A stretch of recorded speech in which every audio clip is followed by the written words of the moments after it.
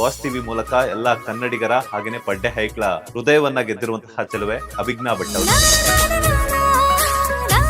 Serials ಜೊತೆಗೆ reality ಶೋಗಳಲ್ಲೇ famous ಆಗಿರುವಂತಹ ನಟಿ ಅಂತಂದ್ರೆ ತಪ್ಪಾಗಲ್ಲ. ತರ ಸಪೋರ್ಟಿಂಗ್ ಕ್ಯಾರೆಕ್ಟರ್ಸ್ ಅಲ್ಲೂ ಪರ್ಫಾರ್ಮೆನ್ಸ್ ತೋರಿಸಿ ನಾವು ಜನಗಳ ಮನಸ್ಸನ್ನ ಗೆಲ್ಬಹುದು ಅನ್ನೋದು ನಾನು ಅರ್ಥ ಮಾಡ್ತೀನಿ. ಫೈನಲಿ ನಿಮಗ್ ಬೇಕಾಗಿರುವಂತಹ ವರ ಸಿಕ್ಕನ್ನ ಈ ಮಟ್ಟಕ್ಕೆಲ್ಲ ನಾನು ಹೇಳಿದ್ದು ಜನ ಅಕ್ಸೆಪ್ಟ್ ಮಾಡ್ತಾರೆ ಅಂತ ಅನ್ಕೊಂಡಿರ್ಲಿಲ್ಲ.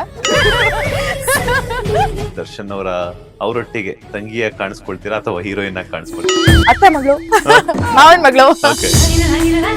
ಆಫೀಸಲ್ಲಿ ಒಬ್ರು ಹೇಳಿದ್ರು, ನೋಡ್ಗುರು ನಮ್ ಹುಡುಗಿ ಹೆಂಗ್ ಹೇಳ್ತಾರೆ, ನಾನ್ ರೆಡಿ ಇದೀನಿ ಅಂತ ಹೇಳ್ತಿದ್ರ ಹರಿ ಅಂತ.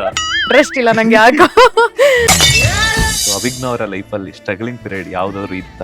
ಗಾರ್ಮೆಂಟ್ಸ್ ಹೋಗ್ಬಿಟ್ಟು ಕೆಲಸ ಮಾಡ್ಬಿಟ್ಟು ಜೀವನ ಸಾಗಿಸ್ಬಿಟ್ಟಲ್ವಾ. ಹಾಯ್ ಹಲೋ ನಮಸ್ಕಾರ, welcome to boss TV Kannada. ನಾನು ಮಂಜುನಾಥ್ ಶ್ರೀನಿವಾಸ್. ಇವತ್ತಿನ ಬಾಸ್ ಟಿವಿ ಸ್ಪೆಷಲ್ ನಲ್ಲಿ ನಮ್ ಜೊತೆ ಜಾಯ್ನ್ ಆಗ್ತಾ ಇದ್ದಾರೆ. ಈಗಾಗಲೇ ನಮ್ಮ ಬಾಸ್ ಟಿವಿ ಮೂಲಕ ಎಲ್ಲಾ ಕನ್ನಡಿಗರ ಹಾಗೇನೆ ಪಡ್ಡೆ ಹೈಕ್ಳ ಹೃದಯವನ್ನ ಗೆದ್ದಿರುವಂತಹ ಚೆಲುವೆ, ನಿಮ್ಮೆಲ್ಲರ ಪ್ರೀತಿಯ ಸೀರಿಯಲ್ಸ್ ಹಾಗೇನೆ ರಿಯಾಲಿಟಿ ಶೋಸ್ ನಲ್ಲಿ ಸಖತ್ತಾಗಿ ಆಡಿ ಕನ್ನಡ ಕಿರುತೆರೆ ವೀಕ್ಷಕರನ್ನ ಎಂಟರ್ಟೈನ್ ಮಾಡ್ತಿರುವಂತಹ ಬ್ಯೂಟಿ ಅವರೇ ನಿಮ್ಮೆಲ್ಲರ ಪ್ರೀತಿಯ ಕರಾವಳಿಯ ಚೆಲುವೆ ಅಭಿಜ್ಞಾ ಭಟ್ ಅವರು. ಮೇಡಮ್ ನಮಸ್ತೆ, ಕಾರ್ಯಕ್ರಮಕ್ಕೆ ಸ್ವಾಗತ. Thank you. ಹೇಗಿದ್ದೀರಾ? ತುಂಬಾ ಚೆನ್ನಾಗಿದ್ದೀನಿ, ನೀವ್ ಹೇಗಿದ್ದೀರಾ? ನಾನು ಚೆನ್ನಾಗಿದ್ದೀನಿ ಮೇಡಮ್. ಆ ಒಂದು ಸ್ಮೈಲ್ ಜೋರಾಗಿ ನೀವ್ ಹೇಳಿದ್ರಿ ಅಂತಲ್ಲ, ನೀವ್ ಹಂಗ್ ಕೇಳಿದ ತಕ್ಷಣ ನಂಗೆ ಅಂತೂ ಇಂತೂ ಬಂದೆ. ಫೈನಲಿ ಬಂದ್ರಿ. ಬಂದೆ ಹೇಳಿ ಹೇಳಿ ಇವತ್ತಲ್ಲ ನಾಳೆ, ನಾಳೆ ಅಲ್ಲ ಇವತ್ತು. ಬರ್ತೀನಿ, ಬೆಳಗ್ಗೆ ಬರ್ತೀನಿ, ಬೆಳಗ್ಗೆ ಬರ್ತೀನಿ, ಸಂಜೆ ಅಯ್ಯೋ ಹುಷಾರಿಲ್ಲ ನನಗೆ. ನಾನು ಎಷ್ಟ್ ಸತಿ ಡುಬಾ ಕಾಡ್ಸಿದೀನಿ. ಹುಷಾರಾಗಿ ಇರ್ತೀನಿ. ಅಯ್ಯೋ ನಾನು ಹೋಗಿ ಏನ್ ಮಾತಾಡ್ಲಿ, ನಂಗೆ ಏನ್ ಗೊತ್ತು ಮಾತಾಡಕ್ಕೆ ಅನ್ಕೊಂಡೆ. ಅರ್ಧ ಫೈನಲಿ ಒಂದು ಸೀಕ್ರೆಟ್ ಅನ್ನ ರಿವೀಲ್ ಮಾಡಿದ್ರಿ, ಡುಬಾ ಕಾರ್ಸಿದೀನಿ ಅಂತ. ಹೌದು, ಒಂದೆರಡು ಸತಿ ಅಷ್ಟೇನೆ. ಮಿಕ್ಕಿ ಟೈಮ್ ಎಲ್ಲ ಜೆನ್ಯೂನ್ ಆಗಿ ರೀಸನ್ಸ್ ಇತ್ತು. ಹೆಂಗಿದೆ ಲೈಫ್ ಒಂದ್ಸಲ? ಚೆನ್ನಾಗಿದೆ, ಖುಷಿಯಾಗಿದ್ದೀನಿ. ಅಲ್ಲ ಖುಷಿಯಾಗಿದ್ದೀನ ಅಂತ ಕೇಳಿದ್ರೆ ನೆಮ್ಮದಿಯಾಗಿದ್ದೀನಿ, ಹಂಗೆ ಹೇಳ್ಬೋದು. ಬಿಕಾಸ್ ಖುಷಿಯಾಗಿ ಯಾವಾಗ್ಲೂ ಇರಕ್ಕಾಗಲ್ಲ, ನೆಮ್ಮದಿ ಇದೆ. ಸೊ ಇಟ್ಸ್ ನೈಸ್, ಪೀಸ್ ಆಗಿ ನಡೀತಾ ಇದೆ. ಪೀಸ್ ಆಗಿದೆ ಲೈಫ್. ಸೀರಿಯಲ್ಸ್ ಜೊತೆಗೆ ರಿಯಾಲಿಟಿ ಶೋಗಳಲ್ಲೇ ಒಂದು ಹೆಚ್ಚು ಫೇಮಸ್ ಆಗಿರುವಂತಹ ನಟಿ ಅಂತಂದ್ರೆ ತಪ್ಪಾಗಲ್ಲ. ಸೊ ಹೆಂಗ್ ಅನ್ನಿಸ್ತಿದೆ ರಿಯಾಲಿಟಿ ಶೋಗಳಲ್ಲಿ ನಿಮ್ಮನ್ನ ನೋಡಿ ಜನ ತುಂಬಾ ಇಷ್ಟ ಪಡ್ತಾ ಇದಾರೆ? ಈಗ ಭರ್ಜರಿ ಬ್ಯಾಚುಲರ್ಸ್ ಆಗಿರ್ಬೋದು, ಹಾಗೇನೆ ಸೀರಿಯಲ್ ಬಂದಾಗ ಸ್ನೇಹದ ಕಡಲಲ್ಲಿ, ಈ ಹಿಂದೆ ಗೌರಿಶಂಕರ, ಸೊ ಇನ್ನೊಂದಷ್ಟು ಸೀರಿಯಲ್ಸ್ ಗಳ ಮೂಲಕ ನೀವು ಫೇಮ್ ಅನ್ನ ಪಡ್ಕೊಂಡಿದ್ರಿ. ಸೊ ಹೆಂಗ್ ಅನ್ನಿಸ್ತಿದೆ ಆ ಫೇಮ್, ಹಾಗೇನೆ ಆ ಜನರ ಪ್ರೀತಿಗೆ ಏನ್ ಹೇಳ್ತೀರಾ ಅಂತ? ನಾನು ಯಾವಾಗ್ಲೂ ಚಿರಋಣಿಯಾಗಿರ್ತೀನಿ. ಬಿಕಾಸ್ ಏನ್ ಹೇಳ್ತಾರೆ, ಯೂಶಲಿ ಒಂದ್ ಸೀರಿಯಲ್ ಅಥವಾ ಮೂವಿ ಯಾವ್ದೇ ತಗೊಳ್ಳಿ, ಹೀರೋ ಹೀರೋಯಿನ್ ಅಷ್ಟೇನೆ. ಹೀರೋ ಹೀರೋಯಿನ್ ಅವ್ರಿಗೆ ಸಿಗುವಂತ ಪ್ರಾಮುಖ್ಯತೆ ಪೋಷಕ ಪಾತ್ರಗಳಲ್ಲಿ ಮಾಡೋರಿಗೆ ಸಿಗಲ್ಲ. ಸೆಕೆಂಡ್ ಲೀಡ್, ನಾನು ಸೆಕೆಂಡ್ ಲೀಡ್ಸ್ ಮಾಡಿದೀನಿ, ಫಸ್ಟ್ ಲೀಡ್ಸು ಮಾಡಿದ್ವಿ. ಸೆಕೆಂಡ್ ಲೀಡ್ಸ್ಗಳಿಗೆ ಏನ್ ಹೇಳ್ತಾರೆ, ಅಷ್ಟು ರೆಕಗ್ನೈಸೇಷನ್ ಆಗಿರ್ಲಿ, ಅಷ್ಟು ಇದಾಗಿರ್ಲಿ ಸಿಗಲ್ಲ. ಬಟ್ ಟಚ್ ವುಡ್, ನಾನು ಮಾಡಿರೋಂಥ ಎಲ್ಲಾ ಪಾತ್ರಗಳಿಗೂ ನನಗೆ ಹೀರೋ ಹೀರೋಯಿನ್ಗಿಂತ ಅವ್ರಿಗೆ ಎಷ್ಟು ಸಿಗುತ್ತೋ ಅಷ್ಟೇ ಪ್ರಾಮುಖ್ಯತೆ ನನಗೂ ಸಿಕ್ಕಿದೆ, ಅಷ್ಟೇ ರೆಕಗ್ನೈಸೇಷನ್ ನನಗೆ ಸಿಕ್ಕಿದೆ. ಜನ ನಾನು ಮಾಡುವಂತ ಆಕ್ಟಿಂಗ್ ಅಷ್ಟು ಇಷ್ಟಪಟ್ಟಿದ್ದಾರೆ. ಬರೀ ಲೀಡ್ ಪಾತ್ರಗಳಲ್ಲೇ ನಮ್ಮ ಅಭಿನಯ ತೋರಿಸ್ಕೊಳ್ಬಹುದು ಅನ್ನೋದ್ಕಿಂತ ಈ ತರ ಸಪೋರ್ಟಿಂಗ್ ಕ್ಯಾರೆಕ್ಟರ್ಸ್ ಅಲ್ಲೂ ಪರ್ಫಾರ್ಮೆನ್ಸ್ ತೋರಿಸಿ ನಾವು ಜನಗಳ ಮನಸ್ಸನ್ನ ಗೆಲ್ಬಹುದು ಅನ್ನೋದು ನಾನು ಅರ್ಥ ಮಾಡ್ಕೊಂಡಿದ್ದೀನಿ. ಸೊ ತುಂಬಾ ಖುಷಿ ಇದೆ. ಫೈನಲಿ ನಿಮಗ್ ಬೇಕಾಗಿರುವಂತಹ ವರ ಸಿಕ್ಕದ್ನ? ಅಯ್ಯೋ, ನಾನು ಅವತ್ತು ಇಂಟರ್ವ್ಯೂ ಕೊಟ್ಟು ಹೋದ್ಮೇಲೆ ಲಿಟ್ರಲಿ ನಾನು ನಿಮ್ಗೆ ನನ್ನ ಫೋನ್ ತೋರಿಸ್ತೀನಿ, ಎಷ್ಟು ರಿಕ್ವೆಸ್ಟ್ ಗಳು ಗೊತ್ತಾ, ಅಂಡ್ ಎಷ್ಟು ಅಂದವಾಗಿ ಬರ್ತ್ ಕಳ್ಸಿದ್ದಾರೆ ಗೊತ್ತಾ. ಮಿಡಲ್ ಕ್ಲಾಸ್ ಒಂದ್ ಹುಡುಗ, ನಾನು ಐ ಸ್ಟಿಲ್ ರಿಮೆಂಬರ್ ಅವ್ರದ್ದು ಓದಿದ್ದೆ ನಾನು ಮೆಸೇಜ್ನ. ನಿಮ್ಮ ಮಾತುಗಳಲ್ಲಿ ನಾನು ಹುಡುಗಿರಂದ್ರೆ ಈ ತರ ಅಂತ ಅನ್ಕೊಂಡ್ಬಿಟ್ಟಿದ್ದೆ, ದುಡ್ಡು, ಕಾರು, ಬಂಗ್ಲೆ, ಬರೀ ಇಂಥದ್ ನೋಡ್ಬಿಟ್ಟೆ ಮದ್ವೆ ಆಗ್ತಾರೆ ಅಂತ ಅನ್ಕೊಂಡಿದ್ದೆ. ನಮ್ಮಂತ ಮಿಡಲ್ ಕ್ಲಾಸ್ ಹುಡುಗರು, ಸ್ಟ್ರಗಲಿಂಗ್ ಫೇಸ್ ಅಲ್ಲಿ ಲೋವರ್ ಮಿಡಲ್ ಕ್ಲಾಸ್ ಹುಡುಗರು, ಇಂಥವ್ರಿಗೆಲ್ಲ ಓಕೆ ಮದ್ವೆ, ಹೆಂಡತಿ, ಗರ್ಲ್ ಫ್ರೆಂಡ್ ಅನ್ನೋ ಕನ್ಸೆ ಬಿಟ್ಬಿಡ್ಬೇಕು ಅಂತ ಅನ್ಕೊಂಡಿದ್ವಿ. ಬಟ್ ನಿಮ್ ಮಾತು ಕೇಳಿಸ್ಕೊಂಡು ತುಂಬಾ ಖುಷಿ ಆಯ್ತು. ನಿಮ್ ತರ ಮೆಂಟಾಲಿಟಿ ಇರೋರು ಇನ್ನೂ ಜಾಸ್ತಿ ಹೆಣ್ಮಕ್ಳು ಬರ್ಬೇಕು. ಬರೀ ದುಡ್ಗೋಸ್ಕರ ಅಲ್ಲ, ವ್ಯಕ್ತಿತ್ವ ನೋಡಿ ಮದ್ವೆ ಆಗುವಂತ ಹೆಣ್ಮಕ್ಳು ಬೇಕು ಅಂತ ಎಷ್ಟು ತುಂಬಾ ಚೆನ್ನಾಗಿ ಬರ್ದಿದ್ರು. ಆತರ ಎಷ್ಟೊಂದ್ ಬಂದಿತ್ತು, ತುಂಬಾ ಖುಷಿ ಆಯ್ತು. ನಾನು ಈ ಮಟ್ಟಕ್ಕೆಲ್ಲ ನಾನು ಹೇಳಿದ್ದು ಜನ ಅಕ್ಸೆಪ್ಟ್ ಮಾಡ್ತಾರೆ ಅಂತ ಅನ್ಕೊಂಡಿರ್ಲಿಲ್ಲ. ಟೀಕೆಗಳು ಇದ್ವು, ಇರ್ಲಿ ಪರವಾಗಿಲ್ಲ, ಅದು ಅವ್ರ ಪರ್ಸ್ಪೆಕ್ಟಿವ್ ಅಷ್ಟೇನೆ. ಬಟ್ ಟೀಕೆಗಳಿಗಿಂತ ನನ್ಗೆ ಎಷ್ಟೊಂದ್ ಜನ ರಿಕ್ವೆಸ್ಟ್ ಗಳು ಕಳ್ಸಿರೋದೇ ಜಾಸ್ತಿ. ಸೊ ತುಂಬಾ ಖುಷಿ ಆಯ್ತು. ಸಿಕ್ಕಿಲ್ಲ ಅನ್ನೋದ್ಕಿಂತ ನಾನು ಈಗ ಸದ್ಯಕ್ಕೆ ಆ ಹುಡುಕಾಟದಲ್ಲಿ ಇಲ್ಲ. ಏಕೆಂದ್ರೆ ನನ್ನ ಜೀವನ, ನನ್ನ ಕೆರಿಯರ್, ನನ್ನ ಓದು, ನನ್ನ ಸಂಸಾರ, ನನ್ನ ಅಪ್ಪ ಅಮ್ಮ, ಇದೇ ನಾನು ಆ ಗುಂಗಲ್ಲೇ ಇದ್ದೀನಿ. ಇದೆಲ್ಲದಿಂದ ಆಚೆ ಬಂದು ಮಿಡಲ್ ಕ್ಲಾಸ್ ಹುಡುಗರು, ನಾನು ಒಬ್ಳು ಮಿಡಲ್ ಕ್ಲಾಸ್ ಹುಡುಗಿ ಆಗಿರೋದ್ರಿಂದ ಇದೆಲ್ಲದನ್ನು ಸದ್ಯಕ್ಕೆ ಸೈಡಿಗೆ ಇಟ್ಬಿಟ್ಟು ಒಂದು ಹುಡುಗನ ಕಡೆ ಕಾನ್ಸಂಟ್ರೇಟ್ ಮಾಡೋಷ್ಟು ಟೈಮ್ ಇಲ್ಲ ನಂಗೆ. ಅಂತ ಒಂದ್ ದಿವಸ ಸಿಗ್ತಾನೆ. ಸೊ ಹೇಳಿದ್ದಂತೂ ಸಿಕ್ಕಾಪಟ್ಟೆ ವೈರಲ್ ಆಯ್ತು. ಎಲ್ಲಾರ ಸ್ಟೇಟಸ್ ಅಲ್ಲೂ ಅಮ್ಮ ನಿನ್ ಸೊಸೆ ಸಿಕ್ಕಲು, ನನ್ ದೇವತೆ ಸಿಕ್ಕಲು. ಹೌದು ಹೌದು. ಸೊ ಮಿಡಲ್ ಕ್ಲಾಸ್ ಹುಡುಗರ ಪಾಲಿನ ದೇವತೆ ಅಂತೆಲ್ಲಾನು ಕೂಡ ಸ್ಟೇಟಸ್ ಎಲ್ಲಾನು ಕೂಡ ಹಾಕೊತಿದ್ರು. ಸೊ ಅದನ್ನೆಲ್ಲ ನೋಡಿದಾಗ ಹೆಂಗ್ ಅನ್ನಿಸ್ತು ಆ ಫೀಲ್ ಅಂತ? ನಂಗೆ ತುಂಬಾ ಖುಷಿ ಆಯ್ತು. ನನ್ಗೆ ಮುಂಚೆಯಿಂದನು ನಾನು ಜಸ್ಟ್ ಫಾರ್ ದ ಸೇಕ್ ಹೇಳಿದ್ದಲ್ಲ, ನನ್ನ ತಂದೆ ಎಲ್ಲ ಹುಡುಗಿರ್ಗೂ ಅದಿರುತ್ತೆ ಅಲ್ವಾ, ಅಪ್ಪನ್ ನೋಡ್ಬಿಟ್ಟು ನಾವು ಒಂದು ನನ್ ಹುಡ್ಗ ಹಿಂಗಿರ್ಬೋದು ಈ ತರ ಅಂತ. ನಮ್ಮಪ್ಪ ಮದ್ವೆ ಆದಾಗ ನಮ್ಮಮ್ಮ ನಮ್ ಡ್ಯಾಡಿನ ಮದ್ವೆ ಆದಾಗ ನಮ್ಮ ಅಪ್ಪನ ಹತ್ರ ಏನೂ ಇರ್ಲಿಲ್ಲ. ಸ್ಕ್ರಾಚ್ ಇಂದ ಲೈಫ್ ಸ್ಟಾರ್ಟ್ ಮಾಡಿರೋದು. ಅಂಡ್ ಇವಾಗ ನನ್ನ ತಂದೆಗೆ ಹೀಸ್ ಇನ್ ಲೇಟ್ 50s. ನಾವ್ ಇವಾಗ ಒಂದ್ ಮನೆ ಕಟ್ಟಿಸ್ಕೊಂತ ಇದೀವಿ. ಇಟ್ಸ್ ನಾಟ್ ಲೇಟ್ ನನ್ ಪ್ರಕಾರ. ನಮ್ಮಮ್ಮ ಯಾವತ್ತೂ ಅದ್ರ ಮೇಲೆ ಕಂಪ್ಲೇಂಟ್ ಮಾಡ್ಲಿಲ್ಲ. ಓ ಯಾಕ್ರಿ ಇಷ್ಟು ಲೇಟ್ ಆಗಿ ನಾವು ಒಂದ್ ಮನೆ ಕಟ್ಟಿಸ್ಕೊಂತ ಇದೀವಿ, ಬೆಂಗಳೂರಲ್ಲೇ ಬಂದಿದ್ದು, ಇಲ್ಲೇ ಕೆಲಸ ಮಾಡಿ, ನಮ್ ಡ್ಯಾಡಿ ಗೌರ್ಮೆಂಟ್ ಜಾಬ್ ಅಲ್ಲಿ ಇದ್ದಿದ್ದು, ಯಾಕೆ ಇವಾಗ ಮನೆ ಕಟ್ಸ್ಕೊಂತಿದೀವಿ ಅಂತ ನಮ್ಮಮ್ಮ ಯಾವತ್ತೂ ನಮ್ ಡ್ಯಾಡಿನ ಕ್ವಶನ್ ಮಾಡಿರ್ಲಿಲ್ಲ. ಬಿಕಾಸ್ ನಮ್ಮಮ್ಮಂಗ್ ಗೊತ್ತಿತ್ತು ಅವ್ರ ಸ್ಟ್ರಗಲ್ ಎಷ್ಟಿದೆ. ಅಂಡ್ ನಿಯತ್ತಾಗಿ ದುಡಿಯೋದು ತುಂಬಾ ಕಷ್ಟ ಸರ್ ಇವಾಗಿನ ಕಾಲದಲ್ಲಿ. ನಾನ್ ತಿಳ್ಕೊಂಡಿರೋದು, ನೀವು ಹೆಂಗೆಂಗೋ ತಲೆ ಹೊಡೆದು ಏನೋ ಒಂದ್ ಮಾಡಿ ಆರಾಮಾಗಿ ಯಾವಾಗ ಬೇಕಾದ್ರೂ ಪಟ್ಟಂತ ಸೆಟಲ್ ಆಗ್ಬಿಡ್ಬೋದು. ಬಟ್ ನಿಯತ್ತಾಗಿ ದುಡಿಯೋರಿಗೆ it takes a lot of time. So ನಾನು ನಮ್ಮ ಅಪ್ಪನ ಲೈಫ್ ನೋಡ್ಕೊಂಡ್ ಬಂದಿದ್ದೆ ಅಲ್ವಾ, ನನ್ಗೂ ಆಸೆ ಇತ್ತು ನಾನು ಆ ಸ್ಟ್ರಗಲಿಂಗ್ ಇಂದಾನೇ ನನ್ನ ಹುಡುಗನ ಜೊತೆ ಜೀವನ ಕಟ್ಕೊಬೇಕು ಅಂತ. ಸೊ ಹಾಗಾಗಿ ಅದನ್ನೆಲ್ಲ ನೋಡಿದಾಗ ಆ ಮೆಸೇಜ್ ಕನ್ವೆ ಆಗಿದೆ. ಎಷ್ಟೋ ಜನ ಹುಡುಗಿರ್ಗೆ ಅದೊಂದು ಮೈಂಡ್ ಸೆಟ್ ಇರುತ್ತೆ, ಓ ಇಲ್ಲಪ್ಪ ನಾವು ಸೆಟಲ್ ಆಗಿರೋರ್ನೇ ಮದ್ವೆ. ತಪ್ಪಲ್ಲ, ಅದು ಅವ್ರ ಇಚ್ಛೆ, ಯಾರನ್ನ ಬೇಕಾದ್ರೂ ಅವ್ರ ಮದ್ವೆ ಆಗ್ಬೋದು. ಅಂದ್ರೆ ನಾನ್ ಇನ್ಫ್ಲೂಯೆನ್ಸ್ ಮಾಡಿ ಅವ್ರ ಮೈಂಡ್ ನ ಟರ್ನ್ ಮಾಡೋದಲ್ಲ. ನನ್ನ ಒಪಿನಿಯನ್ ಅಂಡ್ ಹುಡುಗರ್ಗೆ ನಂತರ ಹುಡುಗಿರು ಇರ್ತಾರೆ ಅನ್ನೋದನ್ನ ನಾನು ಹೇಳ್ಬೇಕಿತ್ತು. ಸೊ ಅದು ಕನ್ವೆ ಆಯ್ತು, ಖುಷಿ ಆಯ್ತು ನನ್ಗೆ. ಬಟ್ ಏನಂತಂದ್ರೆ ನೀವು ಮಾತಾಡಿರುವಂತದ್ದು ತುಂಬಾ ರಿಯಾಲಿಟಿ ತುಂಬಾ ಹತ್ರ ಇತ್ತು. ಸೊ ಹಾಗಾಗಿ ಅದು ಬೇಗ ಎಲ್ಲರ ಮನಸ್ಸಿಗೆ ತಲುಪಿದೆ ಅಂತ ಹೇಳಿದ್ರೆ ತಪ್ಪಾಗಲ್ಲ. ಹೌದು, ನಿಜ. ಪ್ರಪೋಸಲ್ಸ್ ಈಗ ಯಾಕಂತಂದ್ರೆ ಈಗ ನಾರ್ಮಲ್ ಆಗಿ ನಟಿ ಅಂದ ತಕ್ಷಣ ಒಂದಷ್ಟು ಪ್ರಪೋಸಲ್ಸ್ ಅಂತ ಬರುತ್ತೆ. ನೀವು ಈ ತರ ಸ್ಟೇಟ್ಮೆಂಟ್ ಕೊಟ್ಮೇಲೆ ಅಂತೂ ಕೂಡ ಕರ್ನಾಟಕದಲ್ಲಿ ನಮ್ಮ ಹುಡುಗರು ಕಾಯ್ತಿರ್ತಾರೆ. ಮೊದ್ಲೇ ಹುಡುಗಿರ್ ಬೇರೆ ಸಿಗಲ್ಲ. ಹೌದು, ನೀವ್ ಹೇಳಿದ್ರಿ ನಂಗೆ ಮೈಸೂರು ಹುಡುಗನೇ ಬೇಕು, ಆ ಚಾಮುಂಡೇಶ್ವರಿ ಟೆಂಪಲ್ ಮತ್ತೆ ಅದ್ಯಾವ್ದೋ ಒಂದು ಅಯ್ಯಂಗಾರ್ ಸಾಬಾ ಬೇಕ್ರಿ ಅದೆಲ್ಲ ಹೇಳಿದ್ರಿ. ಎಷ್ಟು ಮೈಸೂರು ಹುಡುಗರ ಪ್ರಪೋಸಲ್ಸ್ ಗಳು ಬಂದಿದೆ ಅಭಿಜ್ಞಾ ಅವರಿಗೆ? ತುಂಬಾ ಬಂತು. ನನ್ಗೇನ್ ಗೊತ್ತಾ, ನಂಗೆ ರಿಪ್ಲೈ, ನಾನೊಂದು ಈ ಒಂದು ಪ್ಲಾಟ್ಫಾರ್ಮ್ ಅಲ್ಲಿ ಇರೋದ್ರಿಂದ ನಾನು ಹಂಗೆಲ್ಲ ಯಾರಿಗ್ ರಿಪ್ಲೈ ಮಾಡೋದು ತುಂಬಾ ಅಭಾಸ ಆಗ್ಬಿಡುತ್ತೇನೋ ಅನ್ನೋದು ನನ್ನ ತಲೆಯಲ್ಲಿದೆ.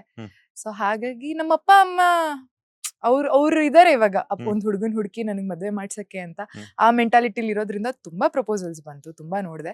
ಬಟ್ ನನ್ಗೆ ಯಾರಿಗೂ ರಿಪ್ಲೈ ಮಾಡೋ ಅಷ್ಟು ಧೈರ್ಯ ಬರ್ಲಿಲ್ಲ. ಅಯ್ಯೋ ನಾನ್ ಆಮೇಲೆ ರಿಪ್ಲೈ ಮಾಡಿ ಅದು ಬೇರೆ ತರ ಏನಾದ್ರು ಪೋಟ್ರೆ ಆಗ್ಬಿಟ್ರೆ, ಬಿಕಾಸ್ ನಾ ಫ್ರಂಟ್ ಲೈನ್ ಅಲ್ಲಿ ಇರೋಂತ ಮನುಷ್ಯರು, ಆಕ್ಟರ್ಸ್ ಆಗಿರ್ಬೋದು, ಓಕೆ ಓ ಇವ್ರೇನೋ ಚೆನ್ನಾಗ್ ಕಳ್ಸಿದಾರೆ, ಇಷ್ಟ ಆಗಿ ರಿಪ್ಲೈ ಮಾಡ್ಬೇಕಂತ ಅನ್ಸಿದ್ರು ನಾನೇನೋ ರಿಪ್ಲೈ ಮಾಡ್ಬಿಟ್ಟು ಅದು ಬೇರೆ ತರ ಟರ್ನ್ ಆಗ್ಬಿಟ್ರೆ ಅನ್ನೋದು ನಮ್ ತಲೆಯಲ್ಲಿ ಫಸ್ಟ್ ಬಂದ್ಬಿಡುತ್ತೆ. ಸೊ ಹಾಗಾಗಿ ಯಾರಿಗೂ, ಕೆಲವ್ರಿಗೆ ಥ್ಯಾಂಕ್ ಯು ತುಂಬಾ ಚೆನ್ನಾಗಿದೆ ಅಂತೆಲ್ಲ ಕಳಿಸ್ದೆ. ಬಟ್ ಅಕ್ಸೆಪ್ಷನ್ ಲೆವೆಲ್ಗಿನ್ನು ಅಷ್ಟ್ ಧೈರ್ಯ ಬರ್ಲಿಲ್ಲ ನನ್ಗೆ. ಅಂಡ್ ಇನ್ನೊಂದು ಮಾತಾಡ್ತಾ ಆಕ್ಟಿಂಗ್ ಅಂತ ಅನ್ಕೊಂಡೇ ಇರ್ಲಿಲ್ಲ ನೀವು ಈ ಫೀಲ್ಡ್ ಬರ್ತೀರಾ ಅಂತ ಹೇಳ್ಬಿಟ್ಟು. ರಿಯಾಲಿಟಿ ಶೋಗಳ ಮೂಲಕ ಪ್ಯಾಟೆ ಹುಡುಗರಲ್ಲಿ ಲೈಫ್, ಸೊ ಅದರಿಂದ ಬಂದಂತವ್ರು. ಸೊ ರಿಯಾಲಿಟಿ ಶೋಗಳ ಮೂಲಕನೇ ಕನ್ನಡ ಕಿರುತೆರೆ ವೀಕ್ಷಕರನ್ನ ಎಂಟರ್ಟೈನ್ ಮಾಡಿದಂತವ್ರು. ಅದಾದ ನಂತರ ಸೀರಿಯಲ್ಸ್, ನೆಕ್ಸ್ಟ್ ಸಿನಿಮಾಗೆ ಹೋಗುವಂತಹ ಆಲೋಚನೆ ಇದೆಯಾ ಅಂತ? ಸಿನಿಮಾ ಖಂಡಿತವಾಗ್ಲೂ ಇಲ್ಲ. ಬಿಕಾಸ್ ನನಗೆ ನಾನ್ ತುಂಬಾ ತೃಪ್ತಿ ಇರುವಂತ ಜೀವ ನಂದು. ನಾನು ಎಲ್ಲಿ ಏನ್ ಮಾಡ್ತಿದ್ದೀನೋ ನನಗಷ್ಟೇ ಸಾಕು. ಇದಕ್ಕಿಂತ ಇನ್ನೇನೋ ಬರುತ್ತೆ, ಇನ್ನೇನೋ ಮಾಡ್ಬೇಕು, ಇದ್ರಲ್ಲಿ ಖುಷಿಯಾಗಿದ್ದೀನಿ ನಾನು. ದೇವ್ರು ಎಷ್ಟು ಕೊಟ್ಟಿದ್ದಾನೋ ಅದ್ರಲ್ಲಿ ನೆಮ್ಮದಿಯಾಗಿದ್ದೀನಿ. ಏನಾದ್ರೂ ನಾನಾಗ್ ನಾನೇ ಹುಡ್ಕೊಂಡು ಆಪರ್ಚುನಿಟೀಸ್ನ ಹೋಗ್ತೀನಿ ಅಂದ್ರೆ ಖಂಡಿತವಾಗ್ಲೂ ಇಲ್ಲ. ನನ್ನನ್ನು ಹುಡ್ಕೊಂಡು ಯಾವ್ದಾದ್ರು ಒಳ್ಳೆ ಆಪರ್ಚುನಿಟಿ ಬಂದ್ರೆ, ನಂದೇ ಆದಂತ ಸ್ವಲ್ಪ ಬೌಂಡ್ರೀಸ್ ಇದೆ ನನಗೆ, ಅದನ್ನ ದಾಟಿ ನಾನು ಯಾವ್ದೇ ರೀತಿ ಆಕ್ಟಿಂಗ್ ಮಾಡಕ್ ಕಷ್ಟ ನನಗೆ.